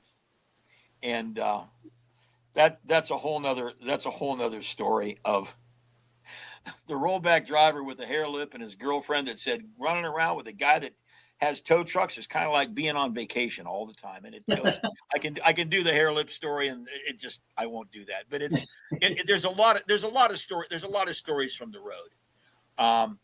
There was one that happened coming out of Gallup, New Mexico, and I'll talk about this. And I mean, Street Rodder's gone. And did you see that Motor Trend's gone? That was the news. No, they closed. Some of my buddies were on their shows. They closed the production company. That was the building where they filmed those shows on Motor Trend. That only about 5 of them. Ian Johnson did a good video. So Ian's show is on Motor Trend. He's still filming because his studio is not far from us here. Oh, I see. Okay. The channel's not going away. This is as today's stuff. The Motor Trend production facility is getting closed, where Alex Taylor and Lucky did the Hot Rod Garage. They did a few other things there, and then that production company did Roadkill and stuff, which most people are paying attention, kind of seeing the writing on the wall when Finnegan and Freiberger really been pushing their YouTube channels. Yeah. And but yeah, because like Ian, his show's on Motor Trend, but he doesn't use Motor Trend production. He does it himself. And then there's other shows that have, like Pilgrim Productions does stuff, which always did Pilgrim. I think has always did rides, did the Boyd Coddington show. So that company's still out there and they still film shows, but they are slowing down on their shows. But those 5 shows that Motor Trend themselves production company filmed are getting dropped. I see. Yeah. A good explanation. I didn't know the whole story. I was never, all due respect to Dave Freiberger and Finnegan, I was never a big Roadkill fan. I didn't watch it much. It was great because I didn't watch it much. I'm friends with both of them. I've known them for a long time. We met Freiberger in 2001. He was just not very high up in hot rod. He shot a car, or Riviera, wrote the article, and did, that's when we met Freiberger. Known Finnegan since almost high school from the Street Machine Nationals. So I've known these guys for a long time. And I got buddies. It's like, we were at a show one time. My buddy, he does land speed racing and stuff. And he's just like a total rad hot rod guy. And he's like, you know those guys? I'm like, yeah, you want to meet them? And he was shaking. Dude's like, and he was shaking. And it was like, dudes. And, I actually had to text him yesterday with a new dude. Are you okay? He goes, man, I'm pretty bummed. He goes, that was my favorite show. He watched reruns and So it really affected. Well, kids got into cars because they watched Roadkill. So that's the thing. Talking about meeting people. You folks, you two have been down the same road that I have about being able to meet our heroes. Mm-hmm. And it's easy to canonize somebody that you've only read about in a magazine. Mm-hmm. And I got to say, in the 30 years that I've been in the business, I've met most all of them. I can't say that I was close friends with all of them, but I learned that, in general, most of them are great folks. But then you find the one and you go, wow, who decided you were a hot rod hero? I mean, just whether they're stuck in time in their own little deal that they were doing. And, I invented hot rodding but most of them in general are good folks. I mean, I've had great experiences with all of them. And and that's what, when I'm lucky I get to get on stage and, do awards and get, sure, posts and stuff. And like the hot rod guys, to me, they were and I always joke because I really always forget his name, the Walter Paytons, the Michael George, the shoe guy, the Michael George. I mean, I knew who those guys were, but I also lived in Illinois. But I didn't watch sports. I was, Don Perdome was my guy, and the Mongoose. It was all auto stuff. Those guys were all my heroes, and reading about Boyd Coddington, and most all those guys were super cool when I met them. Everybody talks about little John was an asshole, and Boyd was, and Fat Jack. Those guys were all super rad to me when I met them. But then we kind of realized maybe just assholes stick together. Maybe I don't know. Well, I got along with a lot of those guys. I mean, I weren't best friends with them, but I'd see them at shows, and Boyd would remember me. Boyd had a standing job offer that I could move to California, and nice. I moved into California. So they're all just people that get out of bed, put their pants on the same way we all do. Exactly. And one thing that I've learned, and I know that you guys have too, is once you've gained a little bit of fame, I'm not anybody. I mean, they read my articles, they see what I've written, they see what I've done. They can go on now online and see some interviews that I've done. They'll watch this interview. He seems like a fun guy. Catch me on a bad day at 73 years old, and I could be a grumpy old man. So I learned early on, they're always watching when you're in public. Yep. So you have to be careful. That goes back to, do you party when you're on the road? Now, because all that they'll remember was, oh, he was hammered. Oh my God, this went on or that went on. And that's why I was very, very conscious of that. You always have to be on. Yeah. Not that you're phony or fake, but you have to understand that 4 minutes of interaction with somebody is their only interaction that they've had with you ever. Mm-hmm. And if you just blow them off, or you don't have time to talk to them, or look, I'm sorry, I'm busy, I really don't want to, you're an asshole to them. Yeah, Mhm. yeah. Because that's all they know. It's, he's fake when you see him do an interview with Todd and Kerry. So you gotta kind of be careful about that. But we did Street Rodder Road Tour up until I was so excited to do the 2025 I'm sorry, the 2020 car, 2021 car was going to be the 25th car. It would have been the 2021. Mm-hmm. Low Car sponsored it. My younger brothers, Danny and Larry at Precision, Danny and Larry, Yep. Danny Tezar and Larry Broncola, great guys. Great Danny fabricators. A couple of years ago, we had them build a chassis for us. I mean, you can't. Yeah, great guys. Danny started on. He was on the team. He was the first car that I did in '96. He was 18 years old working for Lobeck. Oh wow! And he can. What do they say? He can lay down a roll of dimes when he's welding. I mean, just a fantastic shop. If you ever get a chance, if you ever get a chance. My dad always said that there was a guy that was a good welder, and I'll censor this a little bit. He said he could weld your penis to a flagpole and not burn the skin. And she's looking at you going, and you're going to clean that up a bit. That was clean, if you know my dad. Yeah. There's a sign that the boys up. I saw Danny and Larry a couple of weeks ago, and one of the guys in the back in the Fabs frame shop must have torn this out of a magazine or something and taped it up. And it was a little kid with a welder in his hand, and he said, it says on there, if you weld and then grind your welds, that doesn't make you a good welder. It makes you a good grinder. Yep. So, that's the difference. Those guys, their quality of work is just, and there's a lot of really good craftsmen. I'm proud to say that I knew the Black Shirt Mafia when y'all got started. Okay. I mean, I saw them all. I tell the story of being at Canfield Fairgrounds at the Hot Rod Super Nationals. Used to be at the Canfield Fairgrounds. So me and Lobeck are there, and we weren't set up, but we were there. Probably, we had a beer in our hand in our pocket, and we go, look at that Easter egg colored '61 Chevy. What was it? A Sky? What would a '61 Chevy? What would a model be on the Bel Air? Impala. Impala. Well, nice car. There he goes. Huh. Well, that's nice. I wonder who that is. A young Was kid. it a 60? It was Troy. Yeah, it was a 60. It was Trepanier. Yeah. Pulling in his first car that then he went on to the Rumbler and the Predator and all of them that we all know. But that was just me and Barry going, yeah, that's cool. And little did we know that he would go on to be one of the movers and shakers, and what a fab guy, and he can hire the right people to put some cars together. So it was it's been cool to meet all those guys. Yeah. Over the years, and then in December, well, I was telling the story of the 25th. I was excited because I was going to call it a day at 20 years. And then I thought, nah, they still want to pay me and they're still building cars. So we pushed it, and I said, I'm going to do it till the 25th. And Danny and Larry built that car, and we were building a kind of an homage to the first year, to the 1996 Tour Coupe. And they painted it black with silver stripes. And then in December of 2019, so it would have been for the 2020 season, in the December of 2019, we got the call that Discovery had decided to pull the plug on all the print. They killed 20 magazines in one day. 20 of the 24 magazines all got dumped. We had articles in the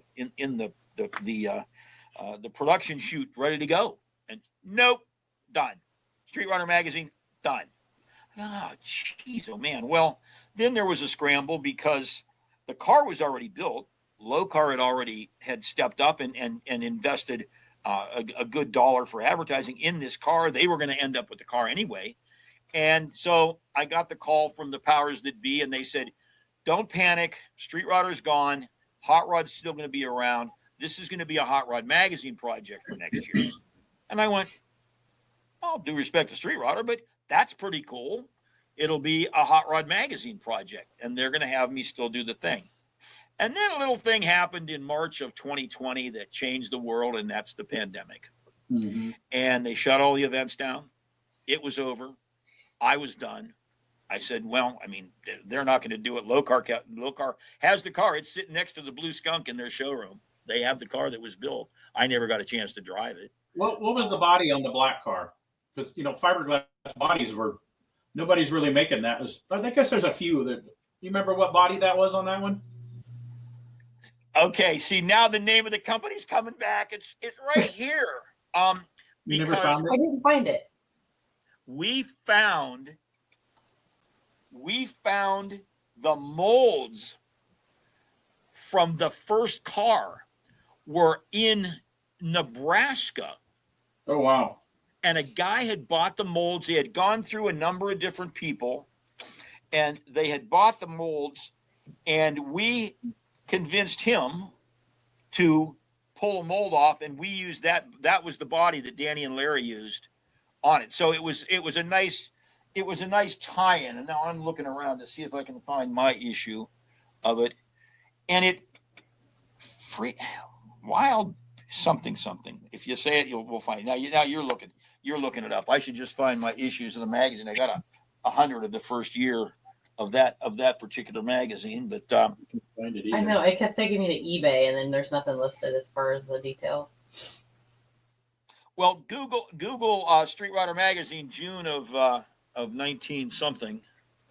Well, and right now, somebody is yelling at this video. I know, right? Screaming the name of the company that. Is it 1996? 1996. That was the Road Tour car from '96. It brings up the eBay listings. Yeah, but it's not listed in the. It's the. It doesn't. It doesn't show. Yeah. It doesn't show which one. Can I take 30 seconds? I don't want to blow your deal. Yep. Yeah. We got to talk about the future of Jerry Dixey. Because people are screaming at us right now, so we have to find this answer. You can buy the magazine all over eBay, and some of them are probably Jerry's that he's selling. Probably.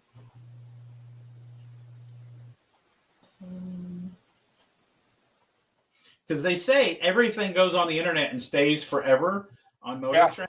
Well, I'm going to disagree because there's a lot of stuff that's not on their hotrod.com anymore. Right. I can't put my hands on the magazine.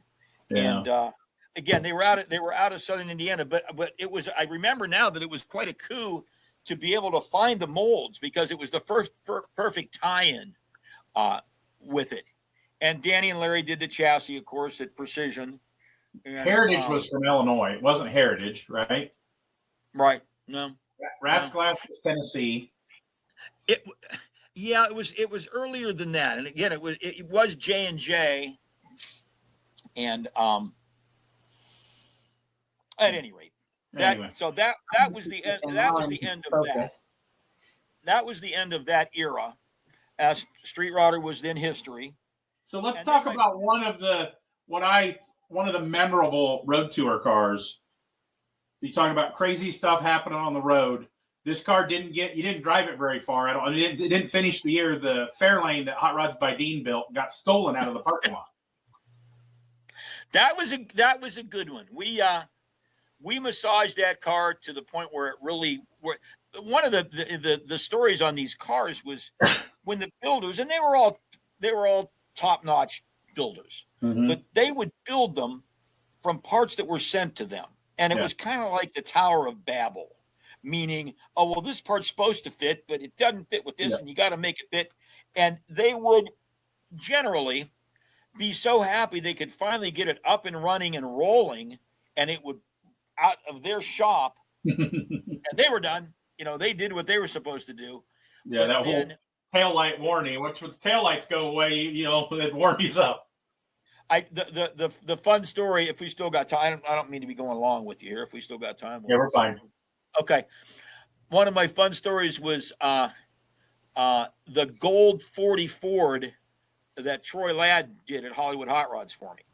It was the first steel-bodied 40 Ford reproduction body that was a project that was started by Bob Drake and then picked up by Dennis Carpenter. Bob kind of ran out of funding and Dennis picked it up. But we had an unveiling at Troy's shop in Burbank. and fired it up and showed it to the crowd. We were at party at night. All the local advertisers and sponsors came in, and then I stayed at a hotel down the road. And I came back the next morning, got in it, and I'm going to Texas because the Vintage Air tour was the first tour of that year for whatever reason. I'm not sure why. And Troy told me the story later after I got in it and pulled away. The guys that worked on the car said, well, is Jerry going to meet the trailer down on 60 where you come out of LA? Is that where he's going to get on the trailer? And Troy looked at me and goes, the car's not going on a trailer. He's driving that car to Texas. And they go, he's going to drive it? And Troy goes, would you have worked smarter or harder or better had you known that he was going to drive it? Yeah, it's what he does. He drives them.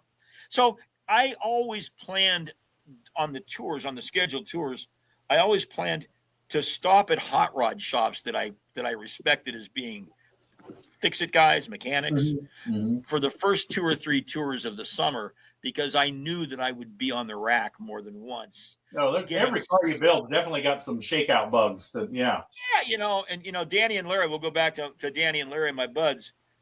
Danny gets in every car that they build. If they do a complete build, he drives it 500 miles.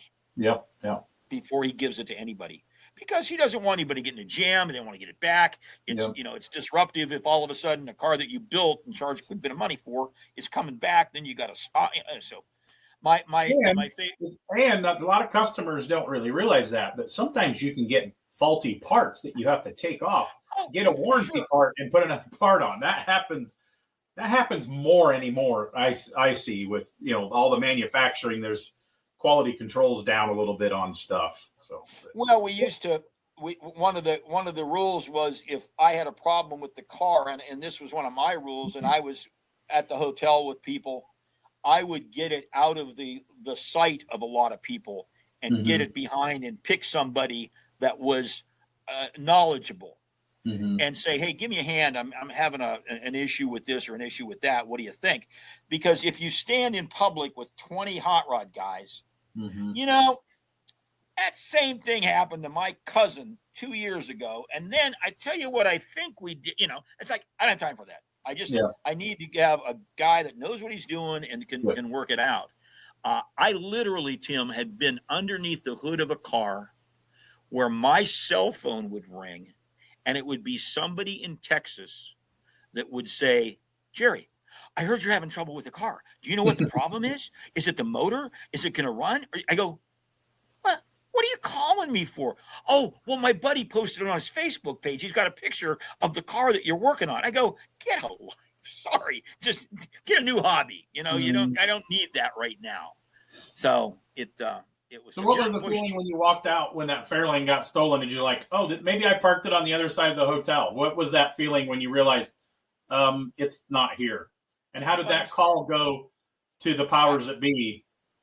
It was good. I'll tell you, and it's got an interesting backstory.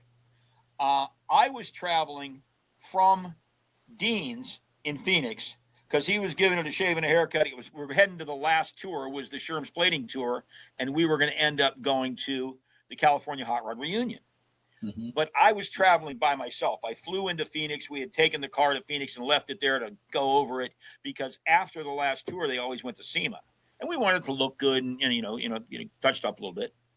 So I got in it and I drove from Phoenix to LA, gassed up at San Dimas, ran the hill on 5 through the Grapevine. I'm in Bakersfield. And I stayed at the hotel that we were going to stay at a week later. And it was a Sheraton, 4 Points Sheraton, nice hotel. One of those hotels where they've got a lot of buildings and they have weddings and a little redneck street rods. Yes, darling, you won. Why couldn't I remember redneck? Where did you find it, Gary? Actually, I found it on hotrod.com. Good job, Hot Rod. Redneck, and that was Joe. Joe was a redneck, and it was Redneck Hot Rods. He's the one that built the body. Yep. So I stayed at the hotel that we were going to stay at, and I've stayed there before. I went out and I got some food, gassed it up, took it back, and covered it. took my go bag, my little suitcase in. And this is kind of a silly little thing, but I had two little bears that used to travel with me. They were my running buddy. They were my buddies, right? Well, on Wednesday nights, I would take them into the hotel because that's when Pickers was on, and they liked Pickers. And I know, psycho, right? I'm traveling by myself. So I took those little bears in with me, and I put them up there. I'd send Marianne pictures. We're watching Pickers and the whole thing. Get up the next morning. Now, I had covered it with a black tarp, a black car cover, California car covers, thank you. Love the DeFrank family. And I had covered it, and it was sitting back a ways. So it wasn't like somebody could really see it. And I figured out later what I think happened. But I got up, I went out, and I went, okay. Yeah, I'm sure I parked it here. If you've ever had anything stolen, you go, maybe I didn't, and then you retrace it, and you're here. And it was gone. So I called Tim Foss, good, like a brother to me now. I called Tim. I go, well, finally happened. It was inevitable. Got a car stolen. He goes, no kidding. I go, it's gone. So Brennan immediately on the Facebook pages and on the website posted the picture of the car. The car's been stolen. It's gone. This is the car we're looking for. Last seen in Bakersfield, blah, blah, blah, blah, blah, right? Mm-hmm. Brian gets an email immediately from a guy, and we knew the guy was wound up because Brian said it was in all caps. I saw the car. I saw the guy that was driving it. He was on 10 coming out of Phoenix heading to LA. I saw the car, and I saw the guy that stole it. No, dude, that was me. Because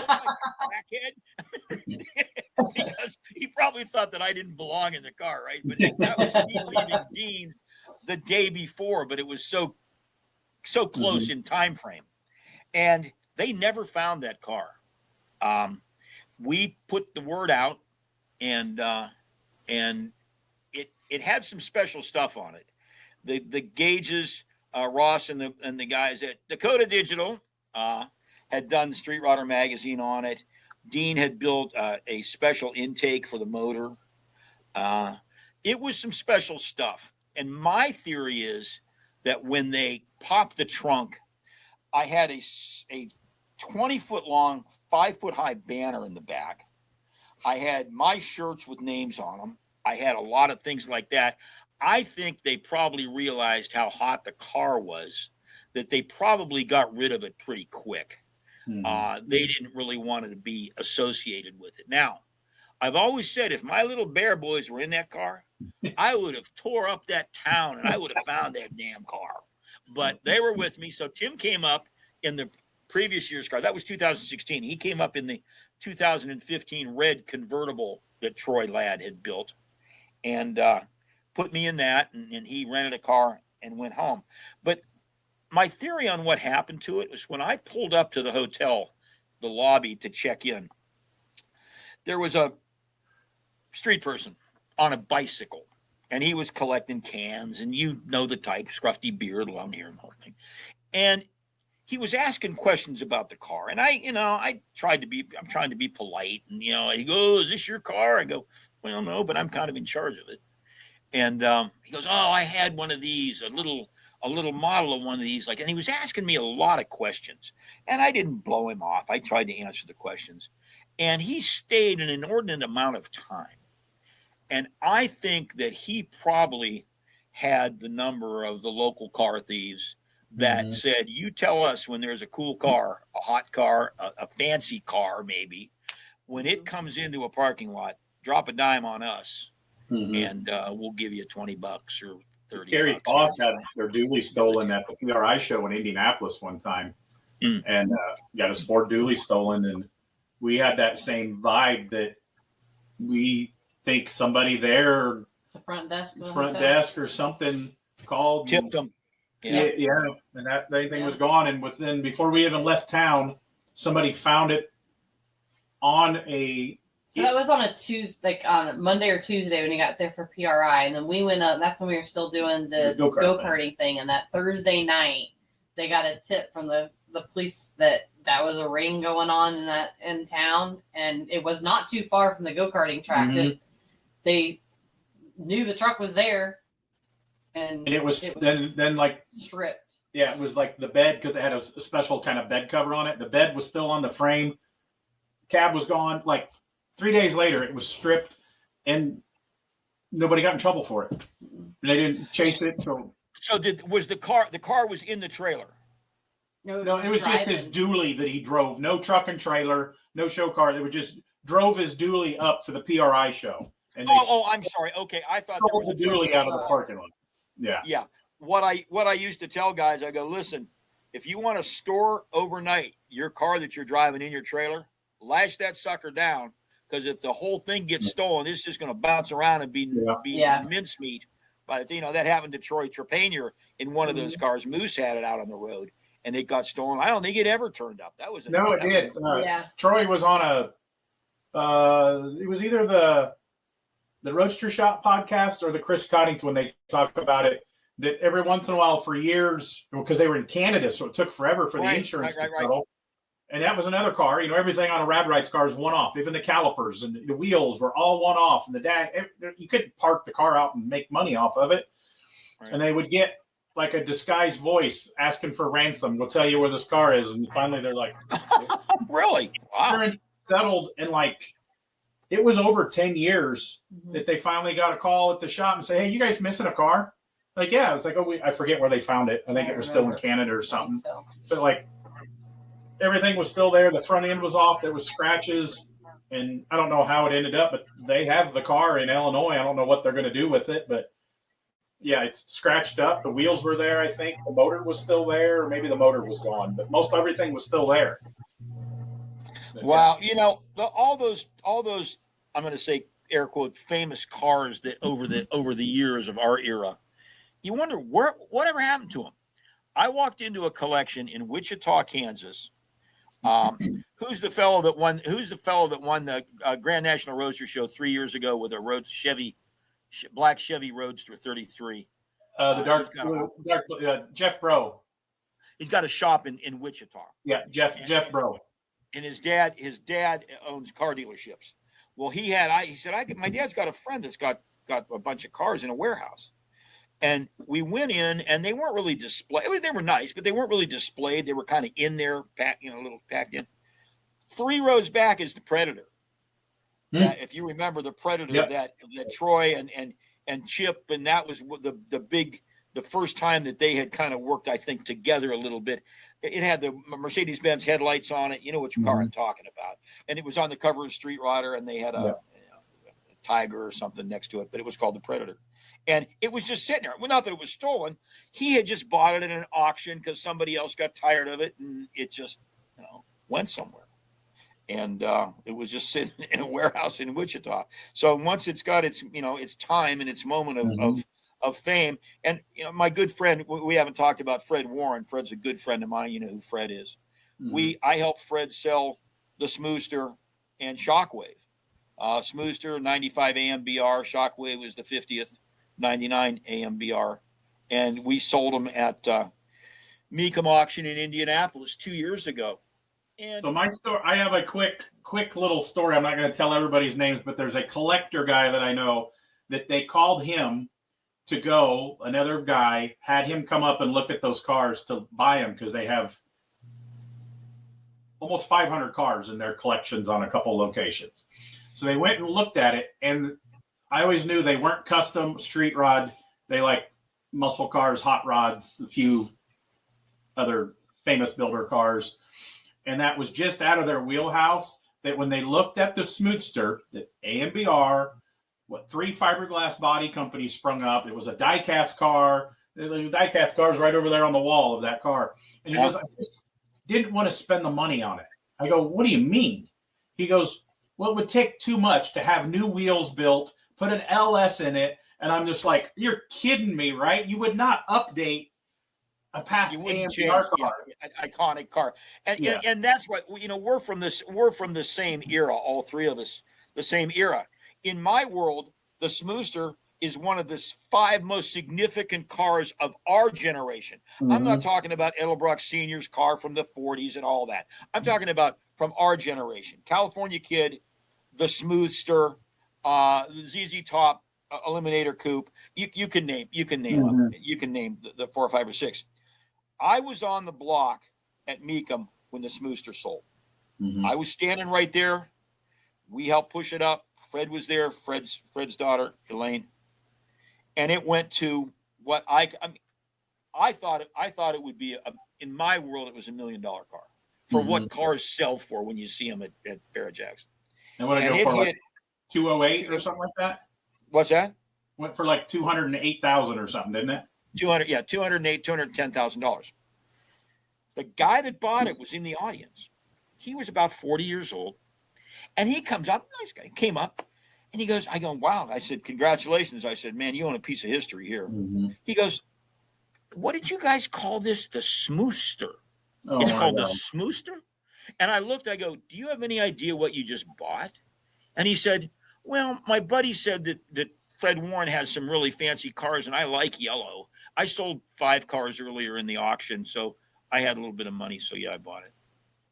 And I was just like, oh no, no, it needs to go somewhere. But a lesson learned. Back to, hey, I started hot rodding because I was a part of this era. You have to remember that things move on. Yeah. Time moves on, and Fred was very upset. Fred's a great. Have you ever met Fred? You ever talked to Fred? Yeah. Okay. Just a laid back guy. One of my good friends.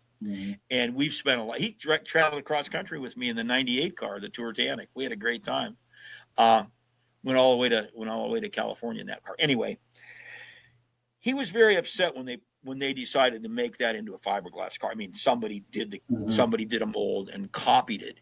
And I said, well, that's kind of a compliment, Fred. And he said, ain't no compliment. He goes, that's gonna devalue my car.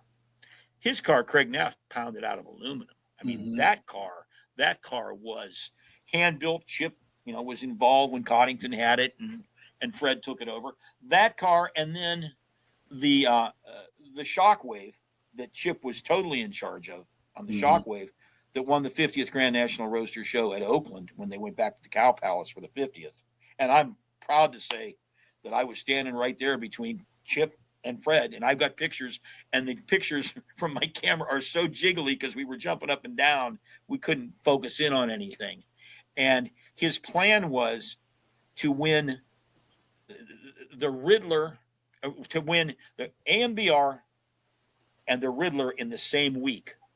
And technically, it could never have been done before because usually the one show ends on Sunday and the other show ends on Sunday. But for the 50th, they ran the show to Monday. Well, he had built a car for the Riddler, and of course you can't show the car. The car was in the semi-truck in San Francisco.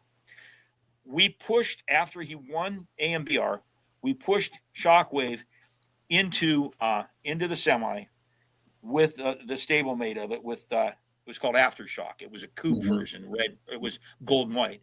And Mike DiMuccio, do you know Mikey DiMuccio that used to drive the rig for BFG? His dad ran before he retired, he was driving for McGuire's. Yep. Right. That was Mikey Jr. We've had some good times. He was on the road with that whole group of young kids. And back in the day, they were 24, and so was I at midnight. But then when I woke up, I was 42. So it really hurt me the next morning that I really wasn't 24, but I ran with those guys. Anyway, Mikey gets in the semi-truck, patted him on the butt and said, get to Detroit. And he got in there and drove almost straight through to Detroit to get there to unload on Thursday for setup day with Aftershock. And what Fred wanted to do was win AMBR and the Riddler in the same week with 2 different cars because it was Monday to Sunday, and it didn't happen. And he got beat by the Donnie Pelkington car that had the 32 coupe that had the curved windshield. Do you remember that? I don't know if you remember that car that won the Riddler that year. And when Donnie, that won the Riddler, George Poteet owned it when it won the Riddler, and then when it won the AMBR the next year, Mike Young was his last name. Poteet had sold it before then. Yeah. And like Roger Berman did that when we interviewed Berman, and he won. Oh, did you interview Roger? Roger's Yeah. another great guy. Roger's another great. You got him talking? We Oh, did. yeah. I've known Roger since I was 17, and we haven't looked at the numbers for a while, but there for a little bit. People are finding the earlier issues, so the numbers are climbing on them. Roger was like in the first 2 weeks, the highest in the first 2 weeks we've had because he just don't do interviews. And, Right. You know, we got him. You know, his wife said, "I can't believe you got him to agree to this." She set it all up and sat him in front, and yeah, we got Berman for almost 2 hours. It was a great interview. Yeah. He's got, he has built some great cars. I got to know Roger a number of years ago up in Detroit, and he has built some great cars. And it takes a well-financed customer, obviously, but it takes more than just the money. It Right. takes the talent. Yeah, And the I'll smart put ones Berman always up to tell anything those good. about his work ethic, his hustle, the amount of accolades, magazines, and list of awards that guy has won. About the only thing he hasn't won is Street Rod of the Year from Good Guys. He's won all the other of the year Good Guys and AMBR and Riddler. We stopped at his shop 2 years ago on the way back to the 50s from Lincoln, Nebraska on the Speedway tour. We stopped at his shop.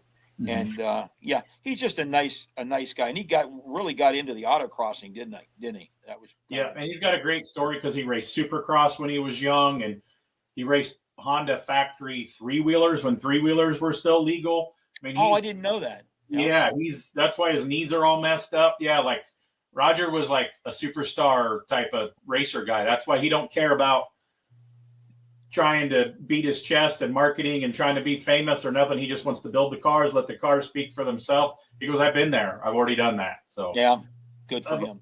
Of all the road tour cars, do you have a favorite of which one do you like? The McMullen Roadster, and I knew that question was coming, and this is my response. The McMullen Roadster clone from 1997 was my favorite car. Be aware that you asked me what my favorite car was. You didn't ask me what the best car was. You didn't ask me what the most dependable was. My next question is, which one was the most comfortable? So I'm going to assume a bigger car with windows and air conditioning.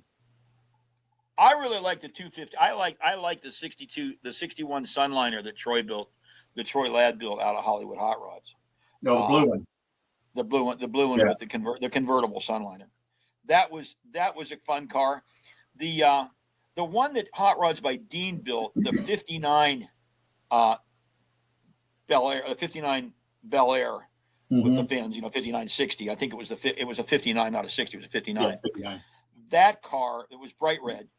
That car was very well built. I like that car. And the funny thing about that car was people would come up to me and they'd go, man, the body mods that those guys did on this car are fantastic.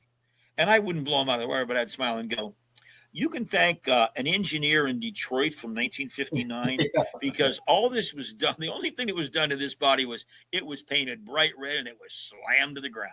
Mm-hmm. Everything else, that's the way cars were. Mm-hmm. And a lot of the younger folks don't remember that or they don't realize that. Yeah.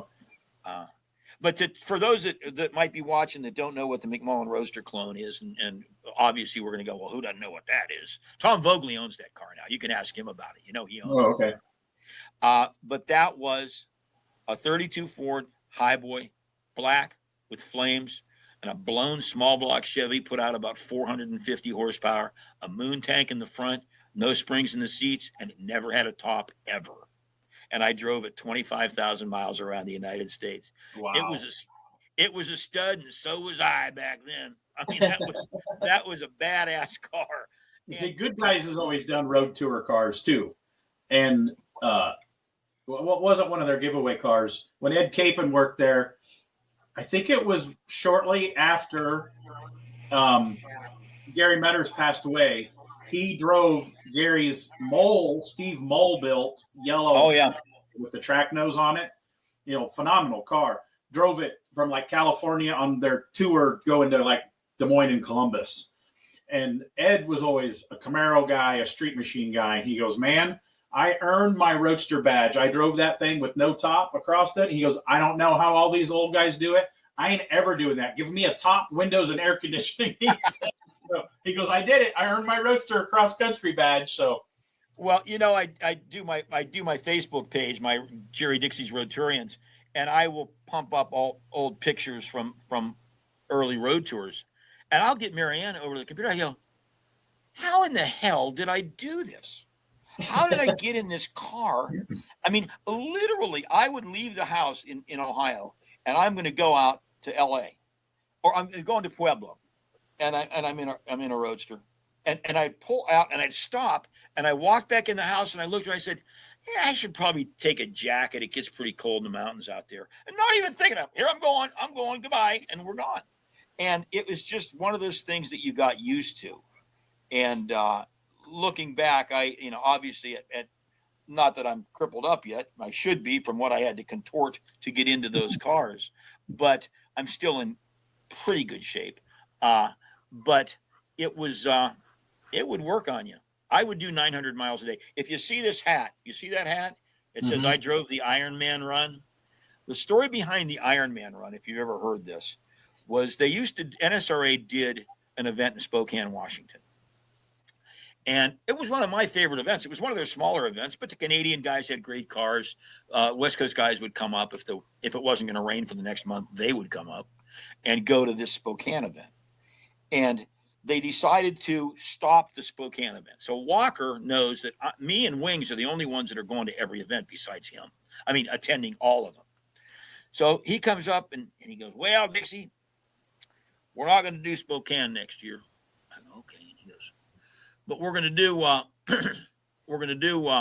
event in Sacramento. We're going to call it the Golden State Nationals. I go, oh, okay, that's cool. Northern California. I like Northern California. He goes, yeah, it's in between Burlington and Tampa. I go, no, Vernon, Sacramento's way out there on the West Coast. Burlington's up here and Tampa's down here. He goes, on the calendar, you idiot. I go, you got to be kidding me. We're going to go from Burlington to Sacramento to Tampa. He goes, yep, that's the only time we could get the fairgrounds. It was Cal Expo. And I go, holy moly, man, there was like a week in between. And I go, all right. I said, here's what we're going to do. And on the spot, I did this. I'm proud of this. I go, you going to do it? He goes, hell yeah, I do them all. He drove to them all.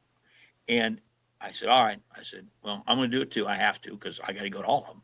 I go, we'll call it the Ironman run and we'll hype it up. It'll be like, we're going to do it. It's the Ironman run. So I was driving that coast to coast, talk about the Smooster copy, but I was driving that blue coast to coast car.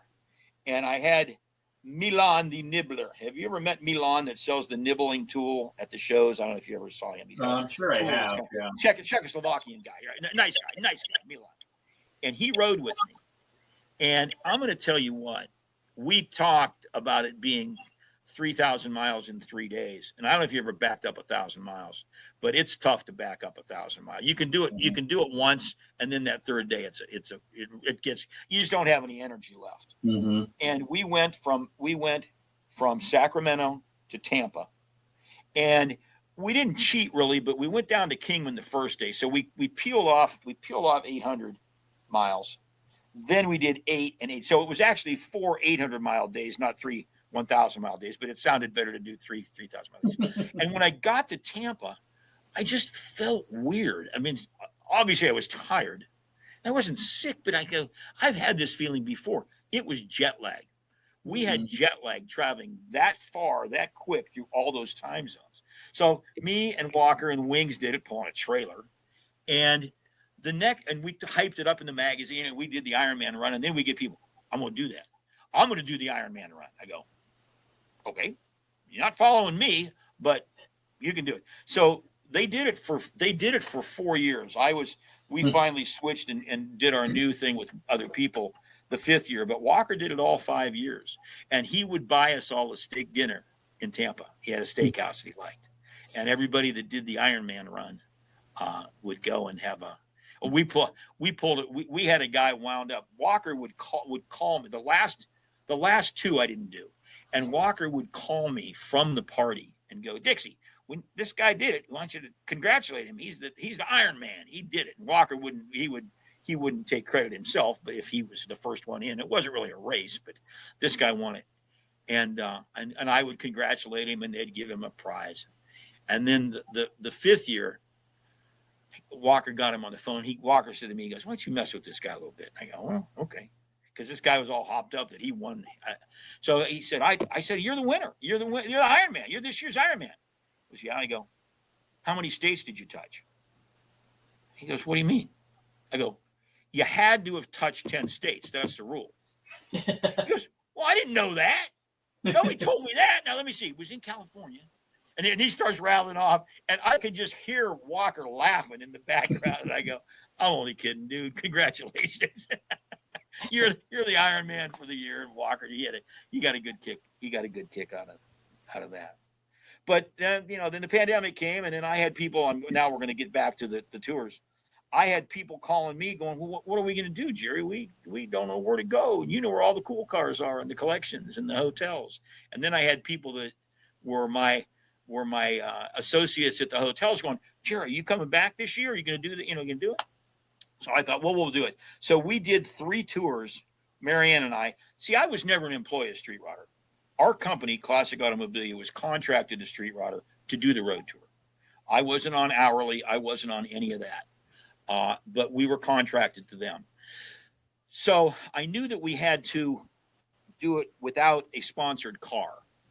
The money to pay me and my company in the early Street Rodder days was from the money that was generated by sponsorship. Well, I didn't have that. I don't have a magazine. So I had to make it all inclusive, which means the hotels are included. A lot of the meals are included. You know what all inclusive? I'm very careful with air quotes to say all inclusive does not mean I'm going to chew your food for you at every meal. It just means some of the meals are provided at all the hotels, and you're going to get in and you're going to get to meet my friends, and you're not going to pay for the museums, and we'll have a tent at the event. So we did 3 of those for the last however many years. And then this year I decided that we were going to be done. I mean, again, I'm not whining about being 73. I'm a young 73, I guess. But we were going to be done. So I came up with the name The Last Rodeo, ROAD-EO. It's The Last Rodeo. And we did 3 tours this year. We wrapped it up at the Triple Crown. Had a party on Saturday night there, and we live streamed it on our Facebook page. And that was going to be it. And everybody's going, "Well, you're not done yet." And I go, "No, I kind of am. I don't have anybody building me a car and that sort of thing." But then I thought about the guys that still had stuff on their bucket list. And 2 of the big things on bucket lists of guys from the Midwest and from New England are the Barrett-Jackson Scottsdale auction at the Grand National Roadster Show. But at that point, most of them are in their late 70s or 80s. They don't have the energy or the wherewithal to do all that. So that's where I'm at now. And I started to do a bus tour. And when I tell people a bus tour, they go, "A bus tour?" I go, "We're not going to go to Holland, Michigan and smell the tulips. How about if we go from Barrett-Jackson Scottsdale to the Grand National Roadster Show and you get to meet most of my friends out in LA?" They go, "Wow, okay. That'd be a cool bus tour." And it's plug and play. They don't have to do anything. I've already made the arrangements. We're gonna do Barrett-Jackson we're flying in on Thursday, Barrett-Jackson for Friday and Saturday. Sunday we go to San Diego. We're gonna see Randy Clark's shop, Hot Rods and Custom stuff. We're gonna go to the Lions, and I haven't seen this one. The Lions Automobilia Museum is Lions drag strip stuff. It's Brian incredible. Brennan, I know Brian was on your podcast. Brian's gonna be our guest tour guide at that one because he grew up in that era, around the Lions drag strip. We're going to do the Peterson. We're going to Newport Beach, staying overnight in Newport Beach. Dave shooting at Galpin, Dave's collection or Galpin's collection, the Hirohito Merc, all the Roth cars and the Von Dutch stuff. Dave's a good friend. We're going to go in there. We're going to go to Ventura Hart. We're going to stay in Ventura one night. And then we get into Pomona on Wednesday. Thursday we'll do the shop tours, and then Friday and Saturday and Sunday we're going to do the Grand National Road Show.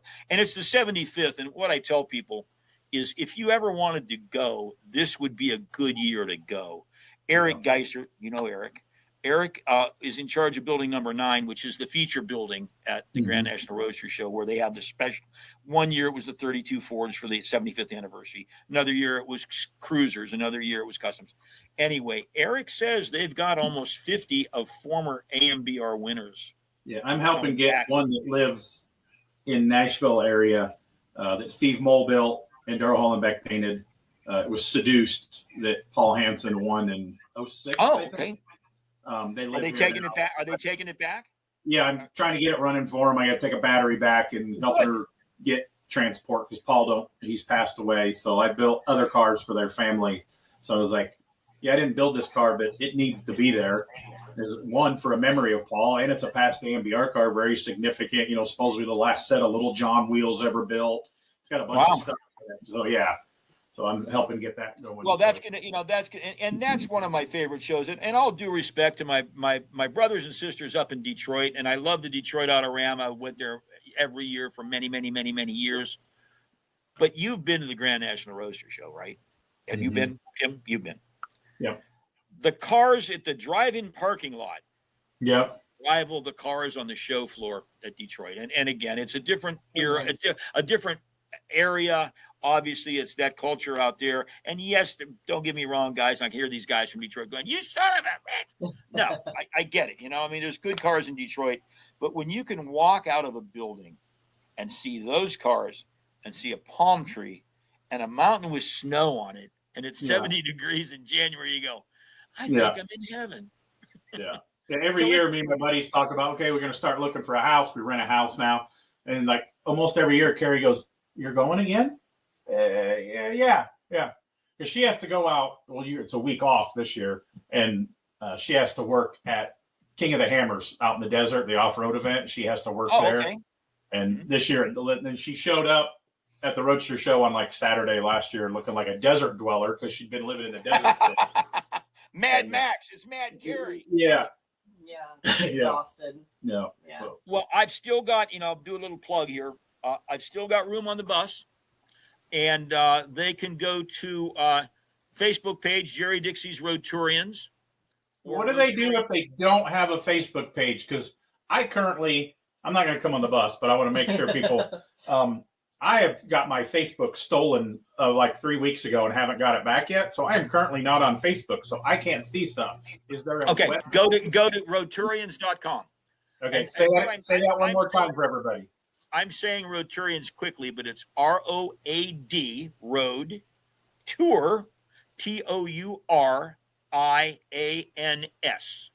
Roadturians. Tim Foss came up with that name. Yes, Tim, I know. I hear you yelling. Yes, I came up with that. He did. And it's kind of like Martians, but it's Roadturians. And Roadturians.com. Long as you give Tim credit. I've known him for a long time. He's a great guy, so I like to give him a hard time. He's also got some of the best hair in hot rodding.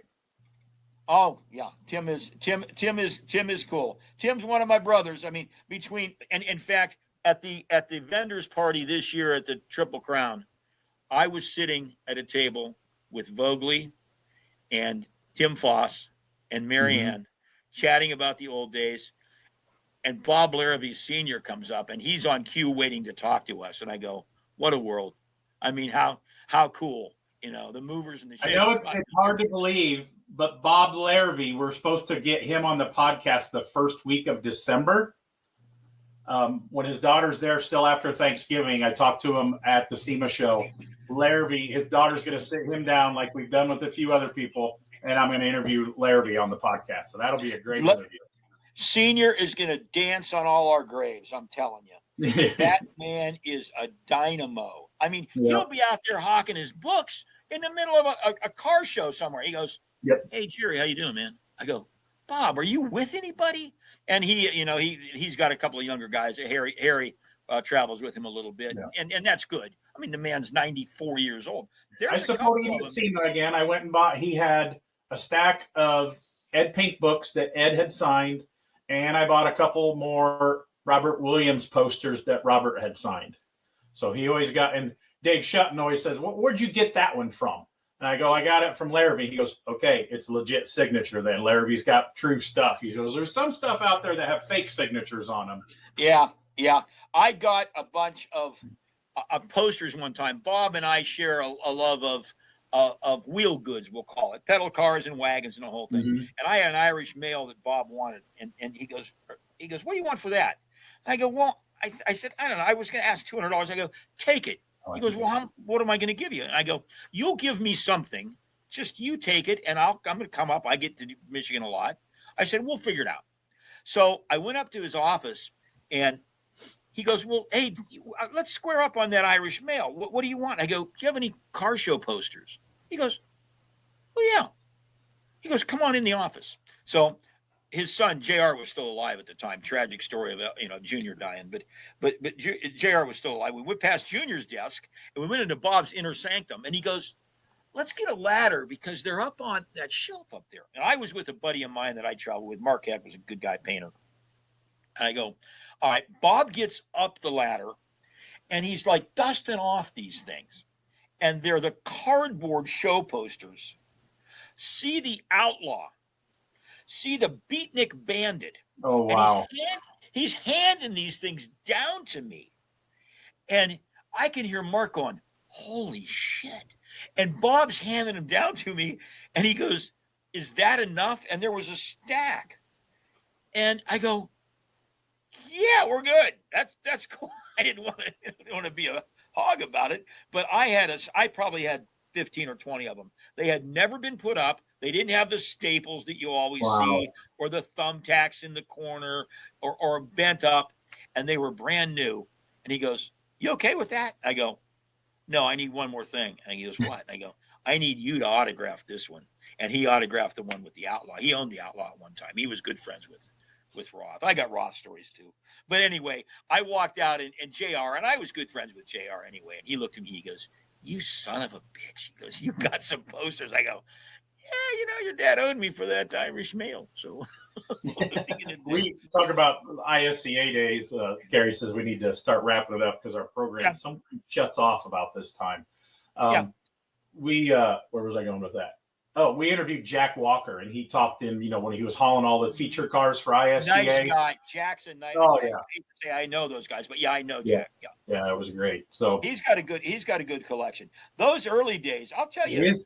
He's about out. He's been selling it, and he sold the 55 project to a guy in Kentucky during the Tri-5 Nationals. He brought a whole van load of stuff up to the guys, bought a bunch of his collection. Most of his stuff off the shop walls are down and sold. Things are changing. I sold my 34 Ford Presto rod that we did a feature back in the 90s in Street Rodder. Barry's guys built it. 34 Ford four-door sedan deluxe. I sold a 55 Chevy that my great aunt had that had 27,000 original miles on. Sold both of them. I bought it.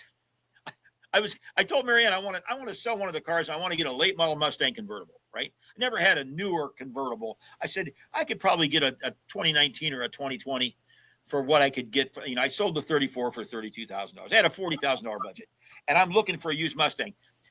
In February, she goes, "You cheap son of a bitch. Go buy a new goddamn Mustang. What are you looking for somebody else's problem for?" And I go, honey, I'm going to take advantage of this onset of dementia that you have.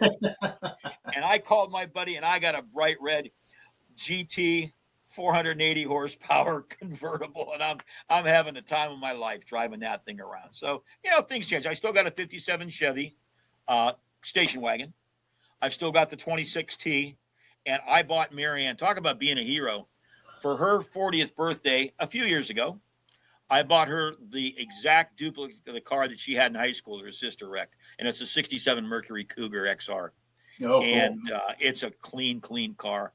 I sold a whole bunch of motorcycle parts to buy that car, but I was a hero for a month. I was good for a while. Anyway, you caught me at a good time because I just kind of came out of my shell in the last couple months, and I'm not embarrassed to talk. Yeah, there was when we did Wings, I was like, man, I used to hang out in the parking lots with Wings, and he'd tell me all these crazy stories. And I go, man, when we interviewed him, I go, you got to tell me some of them stories. He goes, parking lot stories, stay in the parking lot. He says, I can't throw my under the bus. He said, if Wings knew that I was going to be on here, he would call me and go, well, Dixie, I'm married now, and we don't want to. they invited me. I was the entertainment at the red shirt and blue shirts at NSRA, the safety team, and the inspection team. They brought me in my slideshow and sideshow and the whole thing. And he called me. He goes, Dixie, we don't need those stories to be told. You do a good job of it, but let's not talk about that. That's what they say. What happens in Vegas stays in Vegas. What happens in the parking lot at a rod run stays in the parking lot. Rod run, yeah. Love to do it again if you ever want to do it. I got plenty more stories. Absolutely. Well, we appreciate it. So this week's guest on the Strange Motion Way, we want to thank Jerry Dixey. And again, one more time for the bus tour, give them your website. Yeah, roadturians.com. Roadturians.com, all one word, .com, or Jerry Dixey's Roadturians on the Facebook page if you play those silly games. Facebook's a jungle, but you can get to me there. And I post a lot of the early tour pictures on that too. That's always a lot of fun to do that. But you guys take care. Good luck with what you're doing, and give me your address, and I'll stay at your house when I go to Nashville. Okay, we got a spare bedroom, just as long as you don't. I had a buddy that stayed there recently, and he goes, "Man, I didn't sleep very good." It was my buddy that brought the magazines down. I go, "Why?" He says, "Because I had to open all the Hot Wheels that were in their cases," and I'm like, "Oh, you didn't do that. You didn't do that." Our spare room looks like a 2-year-old's room. No, it's like a teenage boy. There's punk rock, rock on the walls. Yeah, there's a lot of stuff. Tim, let me know what magazines you need. Okay. I think you're breaking up. You're breaking up. We'll talk. Okay. Thank you, Jerry. All right. Take care, you guys. The Strange Motion Way podcast, brought to you by Royal Purple Synthetic Oils. Royal Purple premium synthetic motor oils and high-performance chemicals have been designed to improve performance in all conditions and provide cleaner operation, better mileage, and decreased oil change frequency. That means less oil changes. With products available for your gasoline and diesel engines, Royal Purple is the obvious choice for your performance needs. Drive with Royal Purple, the synthetic expert.